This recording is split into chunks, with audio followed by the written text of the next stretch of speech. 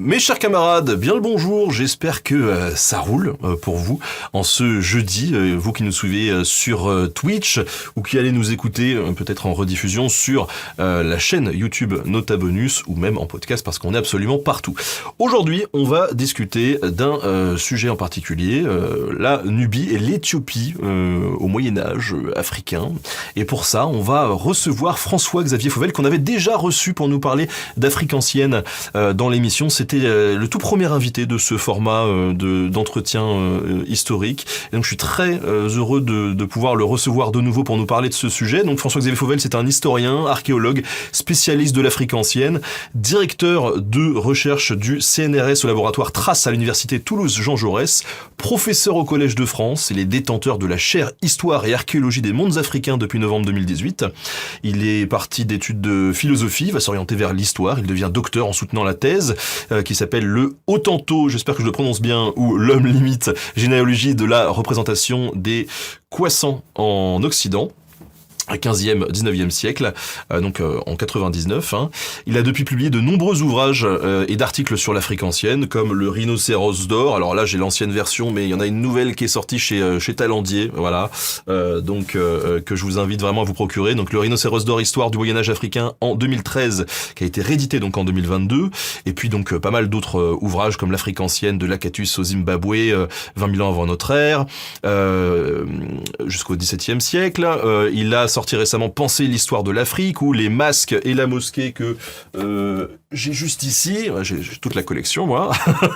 Voilà, vous avez de quoi lire, en tout cas avec François-Xavier Fauvel, et là vous allez de quoi avoir écouté, puisque pendant 2 heures, on est ensemble, 1h30 à parler de ce sujet, Nubie et Éthiopie médiévale, et puis une demi-heure de questions, bien sûr. N'hésitez pas à poser les vôtres. Bonjour François-Xavier Fauvel, comment ça va ? Ça va très bien, je te remercie. Très heureux de te recevoir de nouveau dans cette émission. Ben moi aussi, écoute, très heureux que tu m'aies réinvité, merci beaucoup. Donc on t'a reçu il y a 2 ans, plus de 2 ans maintenant, presque 3 ans même, sur l'histoire de l'Afrique ancienne. C'était passionnant, d'ailleurs je viens juste avant l'émission là je me disais, on avait fait quand même pas mal de vues sur les rediffusions YouTube. On a fait 1,8 million de vues sur cet entretien de l'Afrique ancienne. Preuve que ça intéresse quand même les gens. Ben oui, je crois que ça intéresse. Je crois qu'il y a un très très gros intérêt pour l'histoire de l'Afrique. Preuve que ça manquait, c'est-à-dire que dans l'espace public et dans les savoirs disponibles, tu vois, sur YouTube comme dans les librairies, il manquait quelque chose, voilà. Et donc je suis très très content que ça rencontre ce succès. Alors on l'a déjà évoqué un peu il y a 2 ans, et puis là j'ai refait une petite présentation de ton parcours. Mais est-ce que tu peux nous rappeler, pour ceux qui par exemple n'auraient pas vu le premier entretien, c'était il y a quand même 3 ans, comment t'en es venu à l'Afrique ancienne en fait ? C'était un chemin zigzagant. C'est-à-dire que, comme tu l'as rappelé, j'ai commencé par faire des études de philosophie que j'ai amené assez loin. J'ai été jusqu'au début d'une thèse que j'ai interrompue. Et puis là, je me suis cherché pendant 2-3 ans. J'ai fait des petits boulots. Et puis j'ai voulu reprendre des études. J'étais intéressé par différentes choses. J'étais intéressé par l'histoire, j'étais intéressé par l'Afrique, j'étais intéressé par l'archéologie, sans savoir comment ça se rencontrait. Bon, et puis c'était une époque, c'était la préhistoire. Il n'y avait pas d'internet, donc on pouvait pas chercher. On pouvait pas croiser ces requêtes, tu vois, sur Google. Et voilà. Mais de fil en aiguille, je suis arrivé à l'université Paris 1, et puis là j'ai rencontré un professeur qui s'appelait Jean Bouleg, qui enseignait l'histoire ancienne de l'Afrique. Et j'ai eu la grande chance qu'il m'accepte. C'était pas évident qu'il m'accepte. Voilà, j'ai refait avec lui un master qui est le diplôme de 4e, 5e année. Et puis j'ai réenclenché sur ça avec une thèse d'histoire de l'Afrique. Alors tu l'as mentionné, ça a donné un livre qui s'appelle effectivement le Otanto, voilà, qui est en fait une histoire à partir des sources qu'on a, donc en fait essentiellement des écrits européens, portugais, français, hollandais, anglais, etc., de tous ces voyageurs qui sont passés par le bout de l'Afrique. Bon. Et on passait beaucoup par le bout de l'Afrique entre la fin du 15e et puis le milieu du 19e siècle, parce que c'était la route principale qui reliait l'Europe occidentale et ce qu'on appelait les Indes, c'est-à-dire en fait toutes les régions, l'Inde actuelle, l'Indonésie, etc., et toutes les compagnies marchandes passaient par le bout de l'Afrique. Et par conséquent, tout le monde rencontrait les sociétés africaines qui étaient là, voilà, qui étaient les sociétés Khoisan, c'est-à-dire qui parlent, qu'on connaît un peu parce que elles parlent des langues qu'on appelle des langues à clics, voilà, avec des sons très particuliers. Et ces sociétés ont été beaucoup rencontrées et très vite détruites. Bon. Et donc on a à la fois énormément de sources. Et en même temps, ces sources nous renseignent sur un processus de destruction très rapide de ces sociétés africaines. Et puis après ça, un peu frustré de ne pas pouvoir me rapprocher plus près des sociétés africaines, dans le sens où de ces sociétés passées, dans le sens où tous ces textes qui étaient nombreux, mais tous ces textes imposaient un filtre, voilà, un filtre distordant, voilà, j'ai voulu me rapprocher, essayer de traverser ce miroir et puis de me rapprocher un petit peu plus près.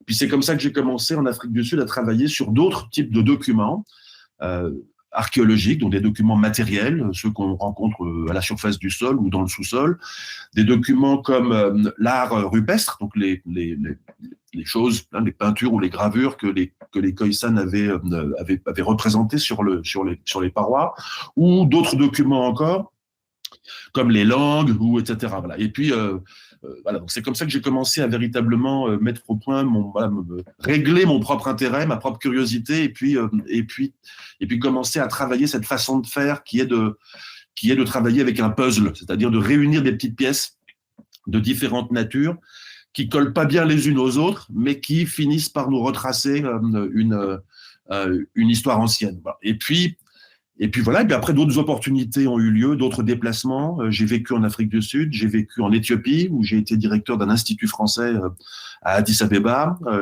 Et puis là, j'ai commencé à travailler sur une autre région. Donc l'Éthiopie, c'est dans la corne de l'Afrique, c'est dans l'angle nord-est de l'Afrique. Là, j'ai travaillé sur les sociétés chrétiennes et les sociétés musulmanes, on en reparlera pendant l'émission. Et puis ensuite, j'ai encore bougé, j'ai beaucoup travaillé au Maroc. Enfin voilà, donc j'ai eu beaucoup d'opportunités, des chances, et puis beaucoup de déplacements comme ça qui m'ont permis de cultiver un intérêt sur différentes sociétés du passé. Alors aujourd'hui, donc on va reprendre un petit peu on va causer de ce dont tu parles dans le Rhinocéros d'or, finalement. Est-ce que tu peux nous résumer, en gros, pour entrer dans le vif du sujet, en quoi ça consiste ce bouquin, et peut-être d'ailleurs, comme ça on en parle tout de suite, de ce qu'apporte la nouvelle édition en 2022, pourquoi il y avait besoin d'une réédition? Alors, c'est un livre qui est paru, comme tu l'as rappelé tout à l'heure, en 2013, dans l'édition que tu as montrée, chez Alma, c'est avec la couverture blanche. Alors c'est un livre qui a ensuite très vite est passé en poche. Il est disponible en folio chez Gallimard. Et puis ensuite il a été traduit dans pas mal de langues.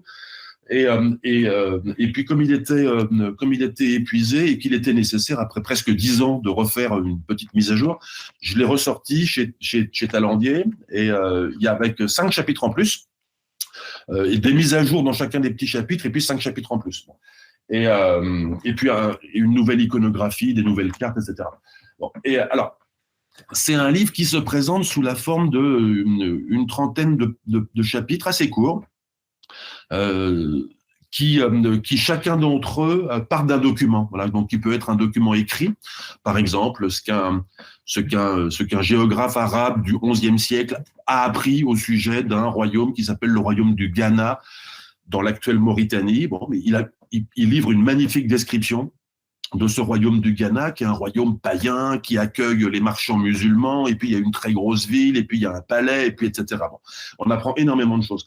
Et puis, mais c'est un document presque unique, parce que voilà, pendant le siècle antérieur, on sait rien, pendant le siècle postérieur, on sait rien, et donc il faut faire avec ça.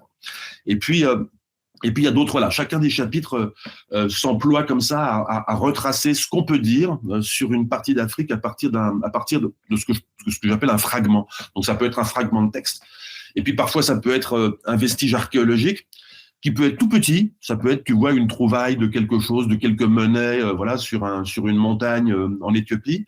Ça peut être le petit rhinocéros en or qui donne son titre, qui donne son nom au titre du livre, qui est un petit rhinocéros qui provient d'un site archéologique en Afrique du Sud. Ça peut être un truc totalement grandiose comme une cathédrale complètement engloutie en Nubie. On en parlera peut-être aussi dans la suite. Une cathédrale chrétienne, bon, et complètement engloutie au Soudan actuel.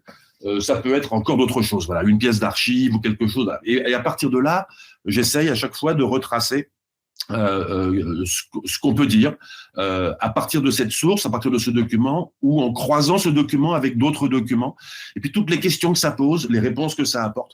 Et voilà. Alors c'est un livre qui, bon, je disais, il est fait de petits chapitres. C'est assez facile à lire et ça explique aussi son succès. Il n'y a pas les notes de bas de page, etc., qui encombrent souvent la lecture de beaucoup de monde. En revanche, à la fin de chaque chapitre, pour celles et ceux que ça intéresse, pour les spécialistes, il y a une longue note, voilà, qui retrace toute la documentation disponible, toutes les études savantes qui ont été faites sur ces documents, etc. Donc en fait, il y a une double lecture qui est possible, voilà, la lecture relativement agréable et voilà, et puis la lecture plus serrée, voilà, pour les gens qui veulent vraiment aller plus loin. Bon. Et puis voilà, comme je disais, j'ai rajouté cinq chapitres dans la nouvelle édition, tout simplement pour honorer le fait qu'il y avait des découvertes qui avaient été faites, il y a des travaux qui ont été faits depuis 10 ans. Il y avait aussi des trous, si je puis dire, tu vois, dans la première version. Je disais rien à propos des régions autour du lac Tchad, voilà, et donc là j'ai rajouté un chapitre sur un royaume, le royaume du Kanem, qui au XIIe siècle autour du lac Tchad, dans une région qu'on associe volontiers aujourd'hui, tu vois, au désert, au terrorisme, etc. Bon, il faut quand même rappeler toujours qu'il y a une épaisseur historique et puis il y a des choses formidablement intéressantes qui se sont passées dans ces régions-là. Voilà. Et il y a eu des découvertes depuis 10 ans qui sont peut-être venues nuancer ou corriger des trucs d'autres chapitres ou pas du tout? Il y a en 2013, quand j'ai publié le Rhinocéros d'or, j'avais fait un chapitre sur Sigil Massa, cette ville qui est dans le sud-est du Maroc, qui était le point de départ des caravanes qui traversaient le Sahara. Bon, l'oasis du Tafilalt, qui est aujourd'hui dans le sud-est du Maroc, est vraiment en bordure du désert. Et c'est là que pendant 7 ou 8 siècles, les caravanes de dromadaires, de marchands qui venaient du Maroc, d'Algérie, de Tunisie, de Libye, d'Irak ou d'Égypte, etc., se réunissaient pendant quelques mois pour préparer la traversée. La traversée, c'était pas rien, hein, ça se traverse en 60 jours à pied ou 70 jours à pied pour aller de l'autre côté du Sahara à la rencontre des sociétés qui sont aujourd'hui dans le sud de la Mauritanie, le Sénégal, le Mali, le Niger, le Tchad, etc. Et à ce moment-là, en 2012, quand j'ai fini d'écrire le livre, il y avait eu des anciennes fouilles, mais il n'y avait pas eu de fouilles récentes. Et moi-même, j'ai commencé à ce moment-là des fouilles à Sigil Massa. Donc voilà, donc 10 ans après, j'ai rajouté un chapitre qui présente un aspect du résultat des fouilles sur le site de Sigil Massa. Donc il y a 2 chapitres qui se font suite, l'un à partir de fragments de texte, l'autre à partir des données archéologiques. Je te propose de rentrer un peu dans le vif du sujet et donc de parler donc de la Nubie et de l'Éthiopie médiévale. Alors encore une fois, quand on parle Moyen-Âge en Afrique, est-ce qu'on parle du même Moyen-Âge que celui en Occident? Est-ce que c'est les mêmes bornes chronologiques? Est-ce qu'il y a des processus un peu communs qui se partagent ou pas du tout? Alors tu as raison, il faut tout de suite apporter une précision. Cette notion de Moyen-Âge, elle est compliquée et elle peut être parfois perçue comme contentieuse. C'est-à-dire qu'il y a des gens qui vont dire mais pas du tout. En fait, le Moyen Âge, ça appartient à l'Europe, etc. Il y a d'autres gens inversement qui vont dire, pour des raisons contraires, mais voilà, qui vont dire, on ne veut pas du Moyen Âge puisque c'est une notion européenne, on ne veut pas l'importer chez nous, etc. Bon. Et moi, j'ai une vision assez relaxe de ça, je dois dire. Voilà, je pense que le Moyen-Âge, c'est juste un nom de période. Voilà, ça commence globalement, on ne sait pas très bien quand, disons vers le 7e siècle. Ça finit, on ne sait pas très bien quand, disons vers le 15e siècle. En fait, fondamentalement, on n'a pas vraiment besoin de savoir quand ça commence ni ça finit. D'ailleurs, personne n'est d'accord. Voilà. En revanche, quand on dit que ça se passe au Moyen-Âge, tout le monde sait à peu près quand ça se passe, voilà. Et donc, quelque chose qui se passe au 11e, 12e siècle en Afrique ou en Irak ou en France ou n'importe où ailleurs, voilà. Tout le monde va comprendre que c'est... Voilà. Donc, c'est ma définition très, très relaxe, très, très globale du Moyen-Âge qui permet une chose. C'est pas juste pour être relax, c'est parce que ça permet une chose, ça permet aussi de penser en même temps. Voilà, des choses qui se passent un petit peu partout dans le monde, et ça permet en quelque sorte de décloisonner. C'est-à-dire que ça évite de penser en bloc, tu vois, en bloc isolé.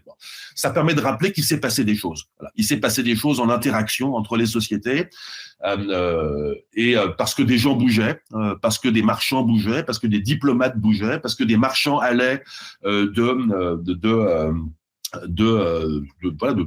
l'Irak à l'Afrique, parce que des diplomates allaient de Bagdad jusqu'à la cour des Carolingiens, parce que des marchandises circulaient entre l'Inde et le monde viking, parce que de l'ivoire circulait entre l'Afrique et la Chine, etc., etc. Donc ça bougeait, ça circulait énormément avec des caractéristiques qui sont pas les mêmes qu'aujourd'hui. C'est-à-dire que c'est pas les mêmes choses qui circulent qu'aujourd'hui, c'est pas la même globalisation. Je ne mélange pas tout. C'est-à-dire c'est pas les mêmes marchandises qui circulent. Au Moyen Âge, ce sont des marchandises de luxe, des marchandises avec de très très hautes valeurs ajoutées qui circulent. Comme de l'or, comme des esclaves, comme de l'ivoire, comme du cristal de roche, etc. Mais ça circule. Et ça circule de marchand en marchand, et de bassin économique en bassin économique, sans forcément du reste que les marchands, les voyageurs, les diplomates puissent aller aussi loin que les marchandises elles-mêmes, parce que les marchandises se revendent à un certain point et puis continuent leur chemin sans que les marchands eux-mêmes, voilà. Donc, ce qui explique une chose assez intéressante du Moyen-Âge global, c'est que on a de très très significatifs témoignages archéologiques de cette circulation globale. Donc, moi, je mentionnais le cristal de roche, l'ivoire, l'or, etc., la porcelaine chinoise, etc. Et en même temps, on a finalement assez peu de témoignages directs de marchands, de diplomates ou de voyageurs. Beaucoup ont entendu parler, beaucoup rapportent des propos qu'on leur a racontés, mais il est très très rare que des voyageurs nous rapportent des choses qu'ils ont véritablement vécues. Voilà. Tout à l'heure, tu nous disais, l'Éthiopie, c'est dans la corne de l'Afrique. La Nubie, pour qu'on situe un petit peu. C'est la vallée du Nil. Donc, tout le monde voit l'Égypte. Au sud de l'Égypte, il y a un pays qui s'appelle aujourd'hui le Soudan. Et puis au sud du Soudan, il y a un pays qui s'est séparé du Soudan, qui s'appelle le Soudan du Sud. Bon. Et la vallée du Nil, donc cette espèce de corridor vert, cette espèce d'oasis en fait très étirée en longueur qui suit le fleuve, ça s'appelle la Nubie. Ça commence au sud de l'Égypte, et puis ça continue au Soudan, le long du Nil, qui fait à ce moment-là des boucles. Tout le monde peut voir sur une carte, ça fait des boucles comme ça, des grandes boucles. Tout ce corridor, tout ce couloir vert, ça s'appelle depuis l'Antiquité la Nubie, parce qu'en fait, les sociétés qui s'y sont installées à partir du début de notre ère s'appelaient elles-mêmes les Nobas. Voilà. Donc on appelle ça s'appelle la Nubie, et c'est un foyer de civilisation très très ancien, avant même les Nobas. Et il y a des civilisations depuis 3000 ou 4000 ans avant notre ère. Donc c'est une région de très très forte civilisation qui, en plus, il faut le souligner à l'échelle de toute l'Afrique, c'est le seul endroit, ce corridor du Nil, où on peut circuler assez facilement à travers le Sahara. C'est le seul couloir à travers le désert du Sahara. Voilà. Donc là, voilà. Donc c'est là. Donc en gros, quand on parle de Nubie, c'est l'extrême sud de l'Égypte actuelle, et puis c'est le Soudan jusqu'à Khartoum. Voilà, c'est la vallée du Nil jusqu'à Khartoum. Alors, au début du Moyen-Âge, cette Nubie, elle est divisée en plusieurs royaumes. Est-ce que tu peux nous en parler un petit peu ? Je disais que des sociétés qu'on connaît pas très bien, les Nobas, s'installent là, dans les premiers siècles de notre ère, et puis et très très vite, ils se sédentarisent là. Très très vite, on leur connaît une civilisation agricole, etc. Et puis au VIe siècle, ils deviennent chrétiens. Alors bon, évidemment, ils deviennent pas chrétiens du jour au lendemain, mais néanmoins, le sentiment que donnent les textes, c'est que d'abord il y a des rois qui se convertissent officiellement, bon, et très très vite les élites se convertissent sans doute avec les rois, etc. Et puis le christianisme se répand très très très rapidement dans cette société nubienne, le long de la vallée du Nil.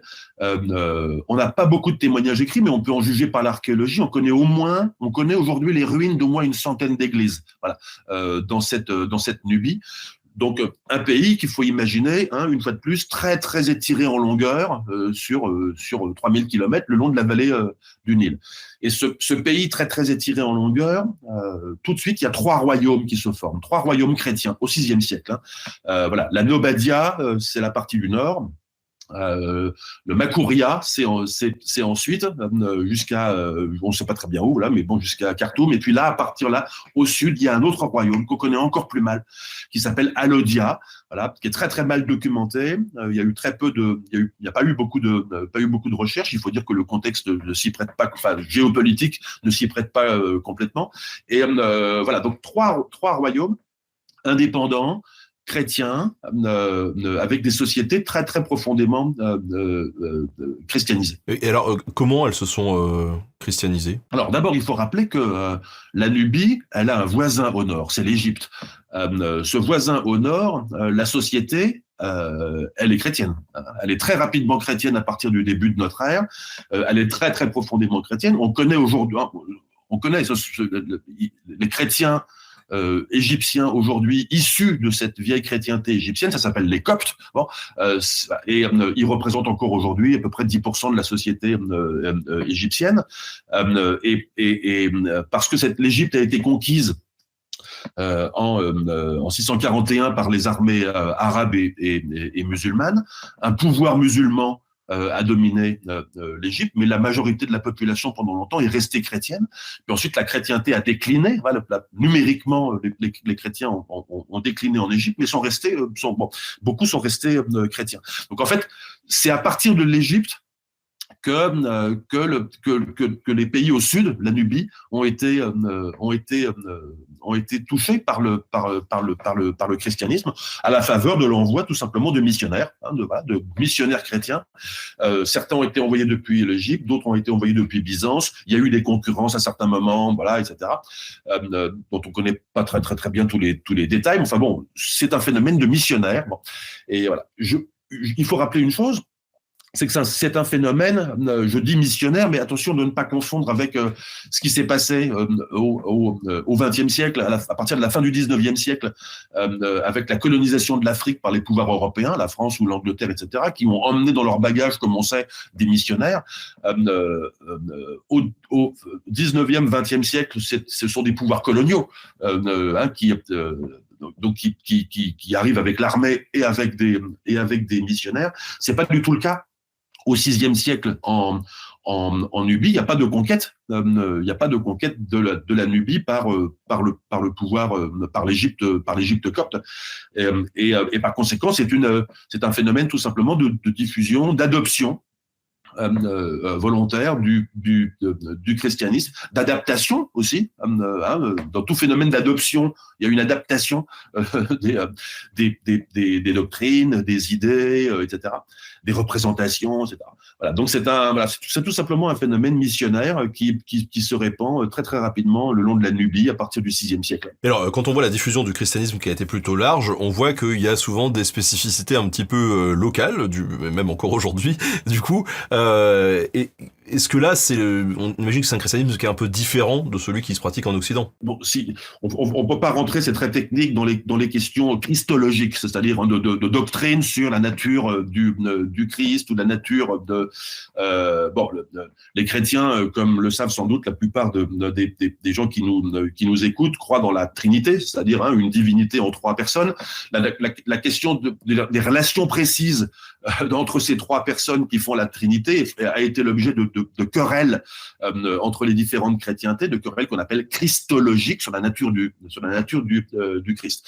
Et effectivement, la chrétienté du nord-est africain, c'est-à-dire on parle de la Nubie, l'Égypte, mais aussi l'Éthiopie, voilà, appartiennent à une doctrine christologique qui s'appelle le monophysisme. Voilà, bon, c'est-à-dire une seule nature, bon, qui se distingue depuis le 5e siècle, depuis un concile qui a acté grosse différence christologique entre la chrétienté en gros occidentale et puis ces chrétientés orientales, une grosse différence de doctrine. Bon. Donc, mais la chose importante là, c'est que les chrétiens nubiens, à partir du VIe siècle, appartiennent à une obédience qui est la même que celle d'Alexandre, qui est la même que celle de l'Égypte. Bon. Au point que leur patriarche, le patriarche des églises nubiennes, est le patriarche de l'église copte. Voilà. Son siège est à Alexandrie, c'est donc une église qu'on appelle alexandrine, hein, et il en va de même de la chrétienté éthiopienne, dont le patriarche est à Alexandrie. Le patriarche, c'est un peu le pape, hein, c'est le pape de ces églises nubienne et égyptienne et éthiopienne qui est à Alexandrie. Leur pape est à Alexandrie et ils ont des chefs dans leurs églises qui s'appellent des métropolites, voilà, qui sont les archevêques, si tu veux, ou les principaux évêques, voilà, qui sont les chefs de ces églises du nord-est africain. Alors tu nous as parlé de 3 royaumes nubiens chrétiens. Du coup, ils sont restés indépendants ou Alors très vite, la Nobadia au nord s'est fait absorber par la Makuria au sud, donc très vite il n'y a plus que 2 royaumes. Mais pendant l'essentiel du Moyen Âge, à partir, alors on ne sait pas très bien quand la Nobadia est absorbée par Makuria, mais enfin bon, Makuria c'est un royaume très très puissant, dont la capitale est à Dongola, au Soudan. Et puis au sud, il y a Alodia, donc une fois de plus, hein, je rappelle, on ne sait pas grand-chose. On a là 2 royaumes très puissants, absolument indépendants. Des autres pouvoirs. Et puis ça dure jusqu'au XIVe siècle. Et là, au XIVe siècle, un phénomène dont qui est en fait l'islamisation progressive par le nord, par l'Égypte, voilà, arrive un petit peu au bout et les dynasties changent, les rois deviennent musulmans et en fait très très vite, à partir du XIVe ou XVe siècle, on n'a plus de traces de communautés chrétiennes. Bon. Et il y a un tout petit témoignage du côté du début du XVIe siècle, un témoignage qui nous vient d'ailleurs d'Éthiopie, où on apprend que quelques vieux moines de Nubie arrivent en délégation en Éthiopie en disant « On est les derniers chrétiens, s'il vous plaît, envoyez-nous des prêtres ». Ils demandent ça aux chrétiens d'Éthiopie. « S'il vous plaît, envoyez-nous, je sais pas, un évêque ou des prêtres, etc., juste pour perpétuer. » Bon. Et puis le roi d'Éthiopie, que ça n'intéresse pas du tout, il y a d'autres choses à faire à ce moment-là, il est en lutte contre les musulmans, etc., dit « Non, désolé, j'ai pas le temps de m'occuper de ça. » C'est à peu près le dernier témoignage qu'on a. Et puis voilà, donc la chrétienté nubienne s'éteint vers le XVe siècle. Le processus dont j'ai parlé, c'est qu'en fait, c'est assez intéressant, ça rend l'histoire de la Nubie très, très intéressante. C'est que, je disais que les conversions au christianisme officielles ont lieu au VIe siècle. Ça veut dire qu'à partir du VIe siècle, on a un processus de christianisation qui est en cours. Hein, ça se fait pas du jour au lendemain, évidemment. Hein, ça prend du temps pour une société entière de changer de religion, de devenir chrétienne en l'occurrence. Et donc c'est probablement un processus qu'il faut imaginer sur plusieurs siècles. Or, très très vite en même temps, l'Égypte, elle est conquise par les armées musulmanes en 641. En 652, tout de suite, 10 ans après, le conquérant de l'Égypte, musulman, essaye de conquérir la Nubie. Bon. On ne sait pas trop ce qui se passe à ce moment-là.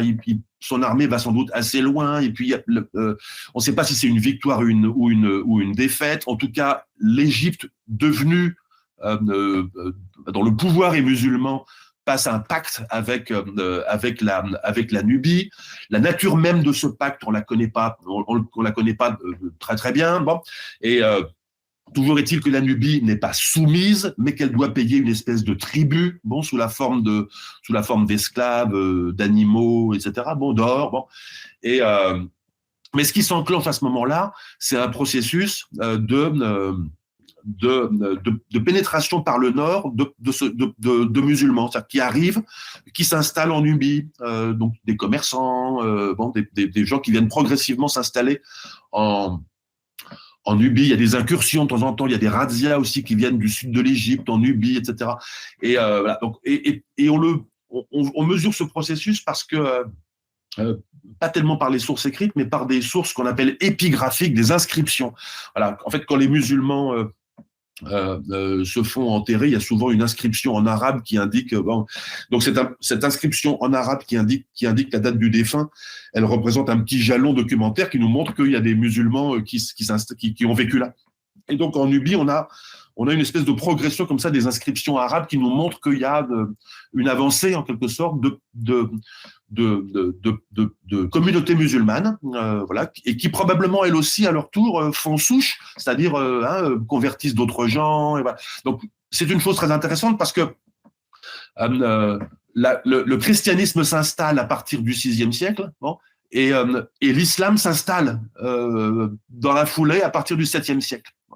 Et donc, comme on peut pas imaginer que le christianisme s'installe du jour au lendemain et que la société est totalement christianisée et avant de connaître l'influence de l'islam, il est plus intéressant d'imaginer deux processus un peu concurrents. Voilà, deux processus un peu concurrents. De christianisation et d'islamisation, tous les deux par le nord, comme ça. Et cette situation de concurrence, on la retrouve aussi plus tard en Éthiopie. Et elle donne un profil très, très intéressant à ces sociétés qui en même temps adoptent le christianisme et presque en même temps adoptent l'islam. Alors du coup, dans le Rhinocéros d'or, tu parles d'un document justement qui nous en dit un petit peu plus sur la relation entre l'Égypte et la Nubie. Oui, ce document s'appelle dans les sources arabes, il est connu sous le nom de Bakht. Bakht. Et c'est un mot assez rare en arabe. En fait, c'est un mot qui vient du grec pacton, voilà, et qui veut dire en gros pacte. Bon. Et on a quelques indices de ce document, on l'a pas. Il faut tout de suite le dire qu'on n'a pas la version originale de ce document. D'ailleurs, on ne sait même pas s'il a existé. Il est probable que oui, mais on n'a pas le document original. Nous, aujourd'hui, on n'a pas le document original. Mais c'est même à se demander si quelqu'un a eu le document original un jour dans les mains, puisque en fait, tous les petits témoignages historiques qu'on a au cours des siècles, entre le 8e et puis le 15e siècle, laissent à penser que les gens qui en parlent n'ont pas non plus eu le document entre les mains. Bon, et ce qui nous fait penser ça, c'est que il y a beaucoup de divergences d'interprétation. Voilà. Quand c'est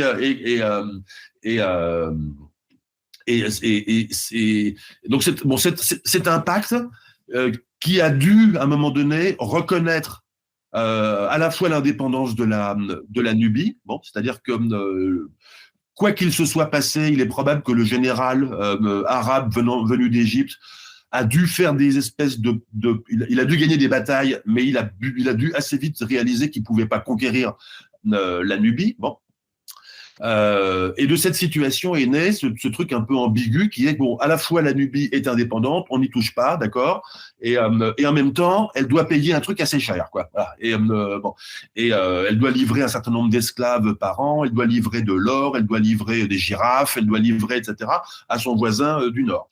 Et puis en même temps il y a un système aussi un peu dissymétrique qui se met en place, c'est-à-dire que en gros, les marchands égyptiens musulmans ont le droit de circuler en Nubie, mais l'inverse n'est pas forcément vrai. Bon, et voilà, les Nubiens doivent laisser se construire des mosquées pour les musulmans. En revanche, ils peuvent pas forcément construire des églises en Égypte. Bref, une relation un peu dissymétrique se met en place. Et il faut ajouter aussi un autre truc, c'est qu'on observe aussi, à la faveur de ces petits témoignages qui s'égrènent le long des siècles, c'est que les Égyptiens n'ont pas vraiment les moyens non plus d'imposer le respect du Bakht par la force. Voilà. Et par conséquent, on voit bien qu'à plein de moments, les Nubiens ne respectent pas du tout les clauses du Bakht, bon, et on le sait parce que à plusieurs reprises, les Égyptiens reviennent dans le truc en disant bon, ça fait quand même maintenant pas mal d'années que vous n'avez pas du tout payé le tribut d'esclaves. Maintenant, il va être temps de vraiment payer non seulement ce que vous nous devez, mais en plus tous les arriérés, etc., etc. Et puis selon que il y a un rapport de force. Selon le rapport de force entre les deux pays, de temps en temps, les Nubiens, ils disent rien à foutre de votre problème. Et puis de temps en temps, ils vont en délégation et puis ils disent ok, négocions un truc, voilà. Et voilà. Donc c'est un document qu'on n'a pas. C'est un document qui devait avoir des clauses contradictoires les unes avec les autres, et puis il y a dû y avoir des relations diplomatiques tendues à travers les siècles entre ces deux pays, comme entre n'importe quel deux pays voisins, et voilà. Mais c'est assez intéressant sur la relation de voisinage, sur la relation entre des pouvoirs, un pouvoir musulman sur l'Égypte, un pouvoir chrétien sur la Nubie. Et puis ce qui rend les choses encore plus complexes, c'est que je parle là de relations de pouvoir, donc de relations diplomatiques, de gouvernement à gouvernement, et qui sont une chose. Je disais tout à l'heure aussi que la société en Nubie, elle est chrétienne, et en même temps, une part de la société est de plus en plus musulmane. Donc en Nubie, il y a déjà une situation plus complexe que ça. En Égypte, le pouvoir, il est musulman, mais pendant pas mal de siècles, la majorité de la population, elle est chrétienne, elle est copte. Donc ça aussi, ça rend le tableau encore plus complexe. Et puis ce qui le rend encore plus complexe, c'est qu'il faut se souvenir que le chef, le pape des églises nubiennes, il est à Alexandrie en Égypte. C'est-à-dire qu'en fait, il est techniquement sous la domination politique d'un pouvoir musulman. Donc à chaque fois que les Nubiens ont besoin, par exemple, de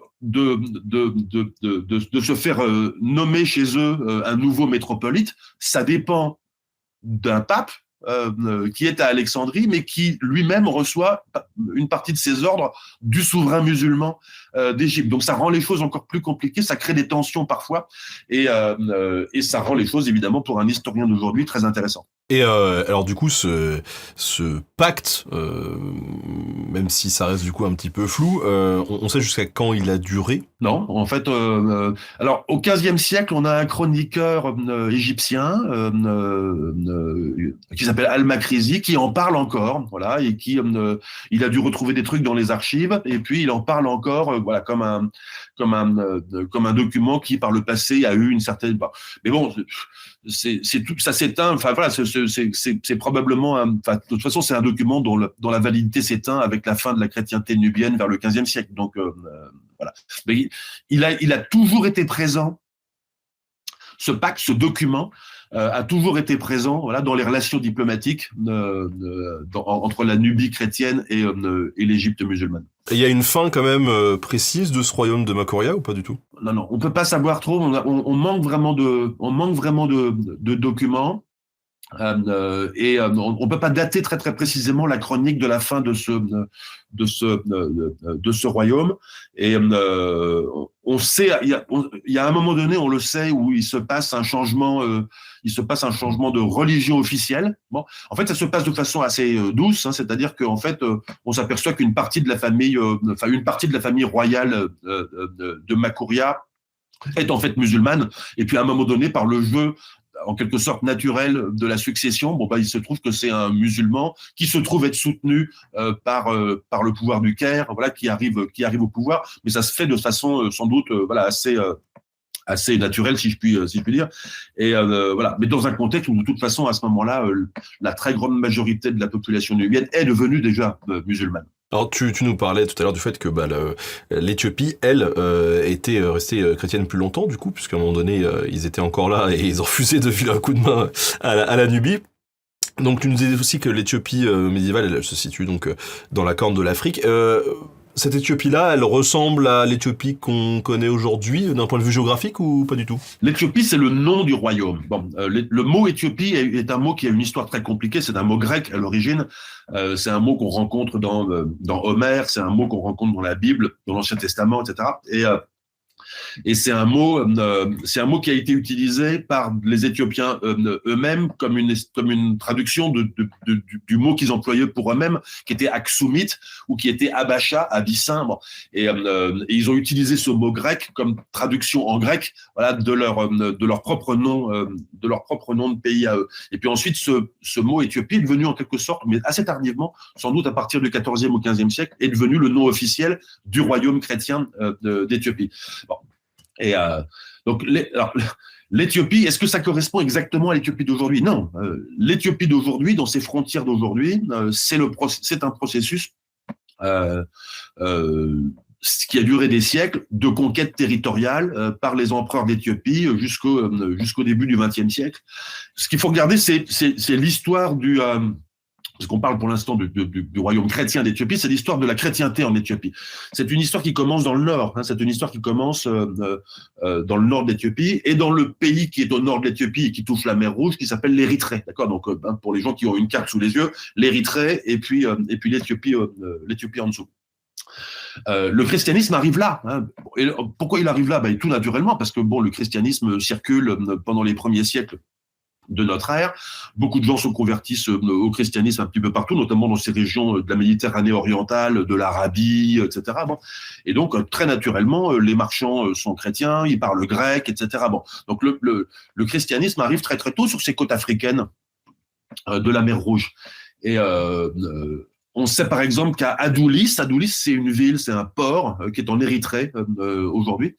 Et on sait qu'à Adulis, il y a déjà un évêque chrétien au IIIe siècle. Voilà, donc ça veut donc dire qu'il y a une communauté chrétienne assez importante. C'est par là que le christianisme remonte dans l'intérieur et puis atteint la métropole importante de l'Éthiopie, qui est Aksum, grosse ville antique, qui était la capitale d'un royaume très très puissant. Qui contrôlait le commerce comme ça, le long de la mer Rouge. C'est une espèce de verrou, c'est un verrou entre la Méditerranée orientale et puis l'océan Indien. Et Aksum est le royaume africain qui contrôle véritablement ce verrou, quoi. Voilà, qui permet aux marchands de passer dans les deux sens. C'était une route extrêmement importante, une route commerciale très très importante entre la Méditerranée et l'océan Indien. Et voilà, donc le pouvoir qui contrôle ce verrou est un pouvoir fort. En l'occurrence, c'est un pouvoir africain, c'est Aksum. On sait que le christianisme arrive à Aksum, il est très présent au début du IVe siècle, il y a une communauté chrétienne, il y a même un roi qui se convertit, il s'appelle Ezana, dans les années 330, il se convertit au christianisme, et à partir de là, voilà, on peut supposer qu'au moins officiellement, au moins les élites sont chrétiennes, les élites politiques et les élites commerçantes sont chrétiennes. À partir du VIe siècle, il y a un effort encore plus fort, voilà, d'un effort encore plus encore plus décisif d'évangélisation, à nouveau par des phénomènes, par des missionnaires. Il y a des missionnaires qui viennent de différents endroits du monde chrétien, qui s'installent en Éthiopie, et on suppose qu'à partir de là, le christianisme s'installe très très profondément dans cette société. On le suppose, je dis, mais il se trouve qu'à partir de ce moment-là, 6e ou 7e siècle, c'est aussi le moment où on a pratiquement plus de documents pour plusieurs siècles. Jusqu'au 11e ou 12e siècle, on a pratiquement plus de documents. Et quand on recommence à avoir des documents à partir du 11e, 12e siècle, on constate que la société est toujours très, très profondément chrétienne, que sa langue liturgique, c'est qui s'appelle le Ge'ez, c'est toujours la même langue que celle qui était parlée à Aksum, qu'il y a des moines partout dans le paysage, que les souverains sont chrétiens, etc., etc. Donc c'est resté. Et puis ça reste tout au long du Moyen-Âge, et puis ça reste même jusqu'à aujourd'hui. Enfin, les chrétiens d'Éthiopie aujourd'hui, dans l'Éthiopie d'aujourd'hui, et les chrétiens en Érythrée aujourd'hui sont en fait les descendants de cette vieille chrétienté qui a commencé au 3e ou 4e siècle de notre ère. Mais alors pourquoi on n'a plus de sources? On n'a plus de sources parce que c'est des périodes compliquées. C'est des périodes compliquées. Le même phénomène que pour la Nubie, à partir du moment où l'islam où les armées musulmanes conquièrent de très très vastes régions, toutes les régions centrales du vieux monde, voilà, du Maroc jusqu'à l'Irak. Bon, c'est toute la géographie religieuse et politique du monde qui change à ce moment-là, au 7e siècle. Et je disais la mer Rouge, donc il y a le côté africain, hein, il y a l'Érythrée, l'Éthiopie, mais juste de l'autre côté, c'est la péninsule arabique. C'est-à-dire qu'en fait, c'est le foyer, c'est le cœur même de l'essor de l'islam. Donc à partir du 7e siècle, beaucoup de choses changent. La géographie commerciale change aussi. C'est plus le grec qui est la langue du commerce, ça devient l'arabe. Et puis, ça devient beaucoup plus difficile pour ces chrétientés en Afrique de circuler, de se connecter avec l'Égypte, ou de se connecter avec Jérusalem, ou de se connecter, etc. Tout à coup, il y a comme une barrière qui est l'islam. Donc l'Éthiopie se retrouve en quelque sorte, les chrétiens d'Éthiopie se retrouvent en quelque sorte sur leur haut plateau, sur leur bastion comme ça de montagne, pas en isolement complet, mais enfin néanmoins plus tout à fait aussi bien connectés que quelques siècles plus tôt. Bon. Et donc on perd beaucoup d'informations dans cette légère déconnexion. Voilà, on perd beaucoup d'informations. Il est possible aussi que la société chrétienne d'Éthiopie se soit un peu rétrécie autour des monastères. D'ailleurs, on connaît même plus très bien la géographie de ce royaume. On sait qu'il se déplace légèrement vers le sud. Il évangélise peut-être un petit peu vers le sud, mais on ne sait pas très bien qui. Il y a à coup sûr. À coup sûr, la langue liturgique continue à être le guèze. À coup sûr, il y a des gens qui continuent à écrire en guèze. Mais on a, hormis un manuscrit qui date du 6e siècle et qu'on possède encore, on n'a plus de manuscrits des siècles suivants. Ils ont existé, hein, forcément, voilà, mais ils se sont perdus ou pour d'autres raisons, ils ont été détruits, que sais-je encore. Enfin voilà. Toujours est-il que à la fois, on a une déperdition de la documentation et en même temps, on est sûr que tout ça s'est continué, puisque les institutions sont les mêmes. Une royauté, le monachisme, la chrétienté, l'écriture, la langue liturgique, etc. On a quelqu'un qui nous demande si la fondation de l'Église éthiopienne, elle n'est pas un peu mythifiée autour d'une prétendue descendance salomonique? Alors là, cette question fait allusion à un truc qui est que une dynastie qui arrive au pouvoir à la fin du XIIIe siècle remplace une autre dynastie antérieure qu'on ne connaît pas très bien, qui s'appelle les Agoué. D'accord. Bon, les Agoué. La grande spécialiste des Agoué dans le monde, c'est ma collègue française au CNRS qui s'appelle Marie-Laure Dera. Il y a plusieurs livres de elle derrière moi. Voilà, c'est une dynastie qu'on connaît pas très bien. On ne sait pas quand est-ce qu'elle a commencé, mais on sait qu'au 11e, 12e, 13e siècle, elle était là. Bon. Et c'est à cette dynastie des Agoué qu'on doit en particulier le site exceptionnel de Lalibela, comme ça se prononce, hein, ceux qui veulent chercher en même temps, Lalibela, des églises sculptées dans la roche, et entièrement sculptée dans la roche, en 3D. Hein, bon. Et puis cette dynastie, elle est remplacée à la fin du XIIIe siècle par une autre dynastie qu'on appelle les Salomoniens. Pourquoi est-ce qu'on qui est la dynastie qui a duré jusqu'en 74, hein, avec l'empereur Haïlé Sélassié de façon continue. Pourquoi est-ce qu'on l'appelle les Salomoniennes, cette dynastie? Parce qu'en fait, elle revendique, elle dit descendre de Salomon et de la reine de Saba. Donc, elle dit descendre d'un roi hébreu. Bon. D'un roi hébreu et de son union avec une reine de Saba. Dans la Bible, la reine de Saba, elle vient d'Arabie, hein, et elle monte à Jérusalem rencontrer le roi Salomon. Mais pour les Éthiopiens, la reine de Saba, elle vient d'Éthiopie. Elle est allée rendre visite à Salomon. Et puis de là est né un enfant que les Éthiopiens appellent Ménélik Ier, lequel grandit tranquillement à Jérusalem. Et puis quand il arrive à l'âge adulte, il prend l'arche d'alliance, voilà, que possédaient les Hébreux, et il la ramène en Éthiopie. Et les Éthiopiens sont très très fiers de pouvoir dire que l'arche d'alliance, depuis cette époque-là, est en Éthiopie, a été conservée en Éthiopie. Donc oui,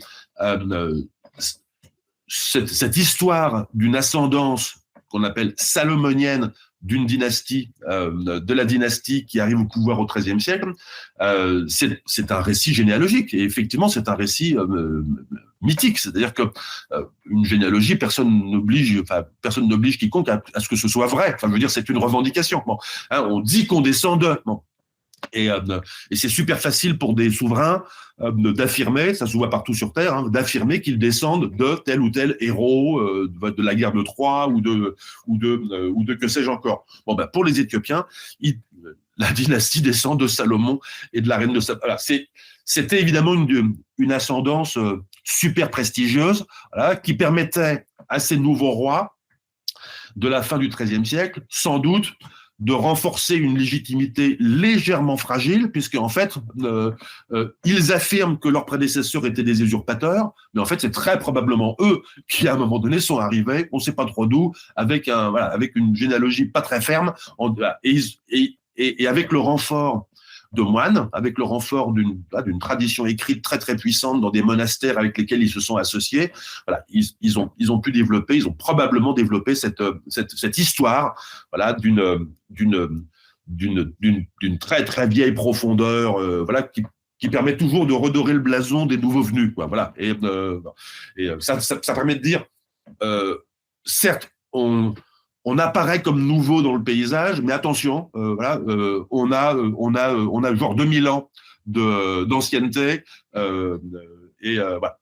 Alors, dans ton livre, du Rhinocéros d'or, tu nous parles d'un ancien piédestal de trône qui a été découvert en 1906 dans la ville d'Aksum, justement. Est-ce que tu pourrais nous en dire un petit peu plus? À quoi ça pouvait servir, tout ça? Aksum, ça existe, hein. Aksum, c'est une ville dans l'extrême nord de l'Éthiopie aujourd'hui, dans la province du Tigray. C'est une ville tout à fait exceptionnelle. Bon, et avec des ruines, avec des ruines de bâtiments absolument incroyables. Alors malheureusement, la plupart de ces bâtiments aujourd'hui qui ont été vus par une mission archéologique allemande en 1906, parfois même un peu fouillés, etc., ont été maintenant recouverts par les maisons actuelles, etc. Bon. Donc, il reste l'un de ces palais qui s'appelle le palais de Dungur. Ce sont sans doute des palais, en tout cas des espèces de grandes villas. Donc, il y a quelques-uns de ces palais.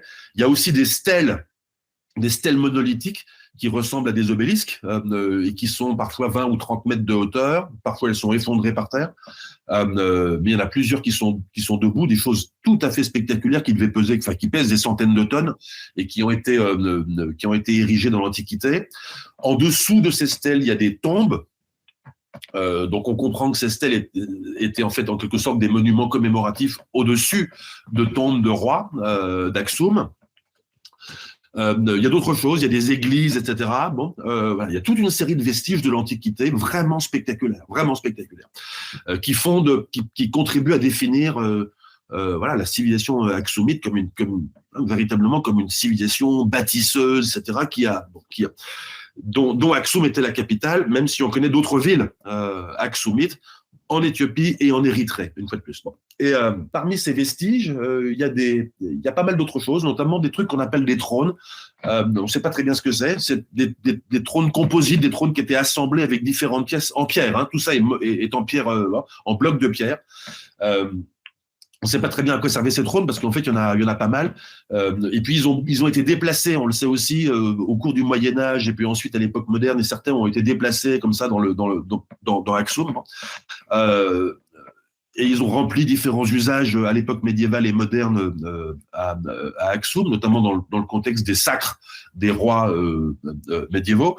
Donc, en fait, on ne connaît pas leur statut et leur place originelle à Aksum dans l'Antiquité, ni même à quoi ils servaient, ni même s'ils étaient des trônes. Bon. Mais en tout cas, l'un de ces trônes, il y a dessus. Les Allemands, cette mission archéologique a relevé que dessus, il y avait des inscriptions. Bon. Et donc, une fois de plus, c'est ces documents qu'on appelle épigraphiques. Hein. Dès que c'est gravé, on appelle ça épigraphique. Donc, ces documents épigraphiques, écrits en guèze, donc toujours cette langue qui était parlée à Aksum, c'était la langue de tout le monde à Aksum dans l'Antiquité, et qui ensuite a cessé d'être une langue parlée pour devenir une langue liturgique et une langue de culture. Bon. Et un peu comme le latin, bon. Et voilà. Donc on a des inscriptions en guèze. On a plusieurs inscriptions très très abîmées, très très patinées parce que c'est resté à l'air libre comme ça, donc assez difficile à lire. Donc déjà là, il y a des petites querelles d'interprétation sur ce qu'on peut lire, sur la façon dont les lettres dont il faut les restituer, etc. Et puis, on ne lit plus la même chose aujourd'hui sur ces pierres qu'on ne pouvait le lire en 1906, parce qu'il s'est encore passé un siècle, etc. Voilà, donc déjà là, et puis là, après, même si on se met d'accord sur le texte qu'on arrive à lire, il est lacunaire, il manque des bouts. Et puis, qu'est-ce que ça veut dire? C'est encore plus compliqué. Voilà. Qu'est-ce qu'on a? On a des inscriptions d'un roi qui nous dit être arrivé là. C'est une espèce d'inscription de victoire. Hein. C'est-à-dire que moi, roi machin, suis arrivé ici, et puis j'ai fait ceci, j'ai pris tant de vaches à mon ennemi que je venais de battre, et puis là-bas. Mais comme c'est plein de lacunes, on ne sait pas trop exactement. Et puis en fait, on ne sait pas trop non plus de quand ça date.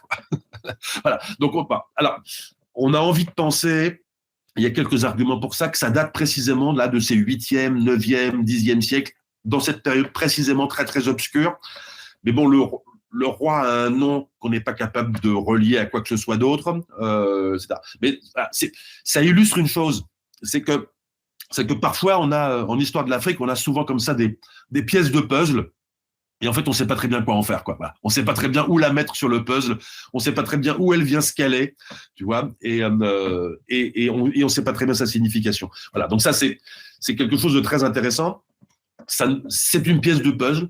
C'est probablement une pièce du puzzle de la Aksum du Moyen Âge, et on sait pas très bien quoi en faire. Mais ça dit quand même quelque chose. Et c'est ce que je dis dans le chapitre, c'est que Aksum, c'est décidément un endroit où les rois depuis très longtemps ont tenu à venir mettre des inscriptions.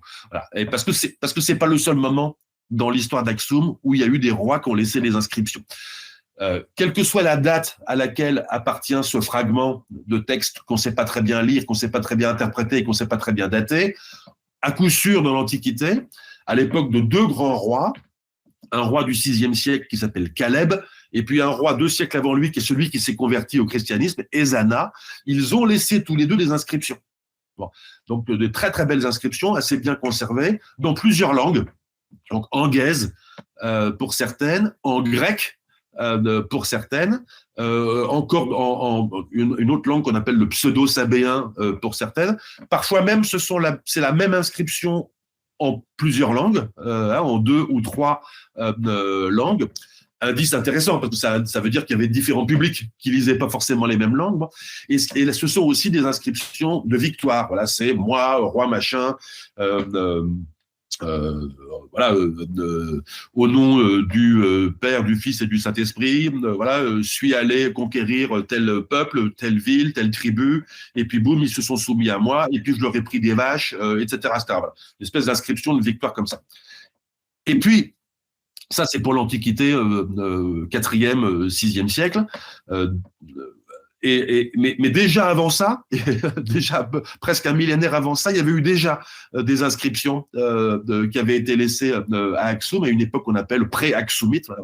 Donc ça dit quelque chose d'intéressant, c'est que même si on ne sait pas toujours à quoi raccorder ces événements, l'idée que Aksum est un lieu spécial, dans lequel les rois ont un statut spécial, dans lequel il faut venir laisser une inscription, c'est une idée de très très très longue durée. C'est une idée qui a 3000 ans, quoi. Voilà. Et ça, c'est pas, voilà, ça c'est intéressant. Ça, c'est un fait intéressant. Alors, on parle beaucoup de l'Éthiopie et du christianisme depuis tout à l'heure. En Nubie, on parlait de l'avancée aussi de l'islam. Qu'en est-il justement en Éthiopie? Est-ce que du coup l'islam se fait aussi une place là-bas? Alors là aussi, évidemment, l'Érythrée et l'Éthiopie, c'est même en face, hein, c'est en face de la péninsule arabique. Bon, donc on s'attendrait à ce que l'islam ait eu une influence très très ancienne dès le 7e siècle, et c'est le cas. C'est-à-dire qu'en fait, effectivement, il y a des indications qui montrent que très très vite des marchands musulmans fréquentent les côtes de l'Érythrée, etc. Il y a même des relations, en fait, dès l'essor de l'islam, dès même avant l'hégire de Mohammed, il y a déjà un épisode où des fidèles de Mohammed trouvent refuge à Aksum, en Éthiopie, et puis là, reste quelques temps avant de repartir. Donc, en fait, dès l'essor de l'islam comme religion en péninsule arabique, il y a des contacts avec, avec l'Éthiopie. Ensuite, pour les raisons que j'ai dites, on perd un peu, la documentation s'amoindrit, on perd un peu le fil. Mais néanmoins, on retrouve des indications au Xe siècle, dans la province du Tigray, par exemple, on retrouve des indications qu'il y a des communautés musulmanes qui sont installées. Et à nouveau, les indications sont épigraphiques. Bon, on n'a pas d'autres indications, on a très peu, mais elles sont épigraphiques, c'est-à-dire qu'en fait, ce sont des stèles funéraires sur des tombes de musulmans, des stèles qui nous disent, bon ben ici est mort machin, en telle année du calendrier de l'Hégire, quel calendrier musulman, voilà, il y a une petite citation coranique, on sait que le type ou la femme qui est mort, qui est enterré là, était musulman, et on sait quand il a été enterré, etc. C'est très commode comme source pour l'histoire. Et on en a pas mal. J'ai un collègue à moi, à nouveau un collègue français de Marseille, qui s'appelle Julien Loiseau, qui a lancé un très très gros programme il y a quelques années pour documenter, pour faire le catalogue, pour retrouver de nouvelles inscriptions. Ils en ont trouvé plein. Et qui datent des fin 10e, 11e, 12e siècle, puis parfois un peu plus tardive encore. Bref, on a de plus en plus de documents qui nous montrent qu'on avait une présence dès le Xe siècle. Pourquoi pas avant? Peut-être avant, mais les documents, on les a pas, et on les a pas parce qu'il faudrait aller chercher où, en fait? C'est très simple, il faudrait aller chercher en Érythrée. Voilà. Mais l'Érythrée, c'est super compliqué pour plein de questions de géopolitique d'y travailler. Il n'y a pas grand monde pas beaucoup d'équipes ni érythréennes ni internationales qui peuvent y travailler. Et par conséquent, il est même pas envisageable d'y faire du terrain avec de la prospection, parce qu'en fait, il faut pour trouver des documents de ce type-là, il faut marcher quoi. Il faut marcher, poser des questions et puis marcher. Voilà. Donc c'est tout simplement qu'il n'y a pas eu de recherche quoi. Voilà. Donc mais si on faisait des recherches, s'il y avait moyen de faire ces recherches, on trouverait très probablement des documents épigraphiques plus anciens. Et puis, on a d'autres documents qui apparaissent plus tardivement. On a par exemple un texte en arabe de la fin du XIIIe siècle, de la toute fin du XIIIe siècle, un document assez court qui nous raconte un truc pas facile à comprendre. De toute évidence, c'est un musulman qui écrit, éthiopien, qui écrit en arabe. Et il raconte l'histoire d'un royaume, ou peut-être de plusieurs royaumes, c'est pas complètement clair. Et ce royaume s'appelle le royaume du Showa. Et ce royaume, au moment où il écrit, ce royaume vient de disparaître, absorbé par un autre royaume musulman, plus puissant. Bon. Et donc, en fait, au moment où ce royaume du Showa disparaît, il en fait l'histoire. Il essaie de remonter aussi loin qu'il peut. Donc, il y a des traditions, etc. Bon. Mais il remonte assez loin dans le temps. Et en fait, on comprend, à la fin du XIIIe siècle, au moment où ce texte est écrit, au moment où ce royaume musulman disparaît, qu'en fait, ce royaume était là depuis un bout de temps. Voilà. On ne sait pas très bien depuis quand, mais sans doute depuis 2, 3, 4 siècles. Il est peut-être lié à ces communautés dont j'ai parlé tout à l'heure, qui ne sont documentées que par l'épigraphie. Tu vois encore comment les pièces du puzzle s'ajustent, c'est-à-dire que on a une pièce du puzzle épigraphique dans un coin du pays, et puis on a un document écrit en arabe qui se rapporte peut-être, voilà, mais on ne sait pas très bien comment ça se colle. Bon. Et voilà, on comprend simplement que ce royaume musulman, il est là depuis un bout de temps. Bon. Et de toute évidence, la société de ce royaume ou de ces royaumes, parce qu'on ne sait pas si le Showa c'est un royaume ou si c'est une région qui comprend plusieurs royaumes. Hein. En tout cas, la société, elle est profondément musulmane. Il y a plusieurs villes, c'est tout à fait clair. La société, elle est profondément musulmane. Et voilà. Bon. Et puis ensuite de ça, à partir du XIVe siècle, là, on commence à comprendre qu'en fait, on a pas mal de grosses parties de la société éthiopienne qui est musulmane. On le sait par quelques sources éthiopiennes en arabe, parce qu'ils les musulmans écrivent en arabe, mais on le sait aussi par les chrétiens. Je disais que c'est le moment, le XIIIe siècle, où on recommence à avoir une grosse documentation produite par les chrétiens d'Éthiopie. C'est surtout vrai au XIVe siècle et au XVe siècle. Et en fait, dans cette documentation, et ben en fait, on s'aperçoit que ils nous parlent en permanence des musulmans, quoi, de leurs voisins musulmans. Bon.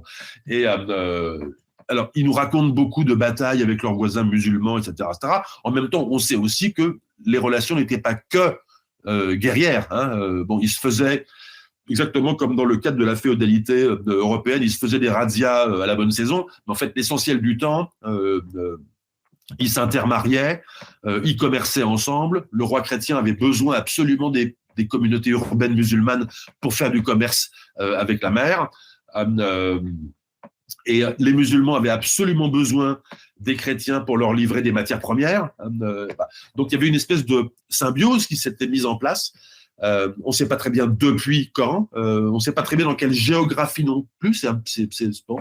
Mais en tout cas, de façon tout à fait claire, il y avait un voisinage, quoi. Il y avait une cohabitation entre chrétiens et musulmans. Et puis tout ça finit mal. Voilà, c'est que en fait, vraiment à partir du XVe siècle,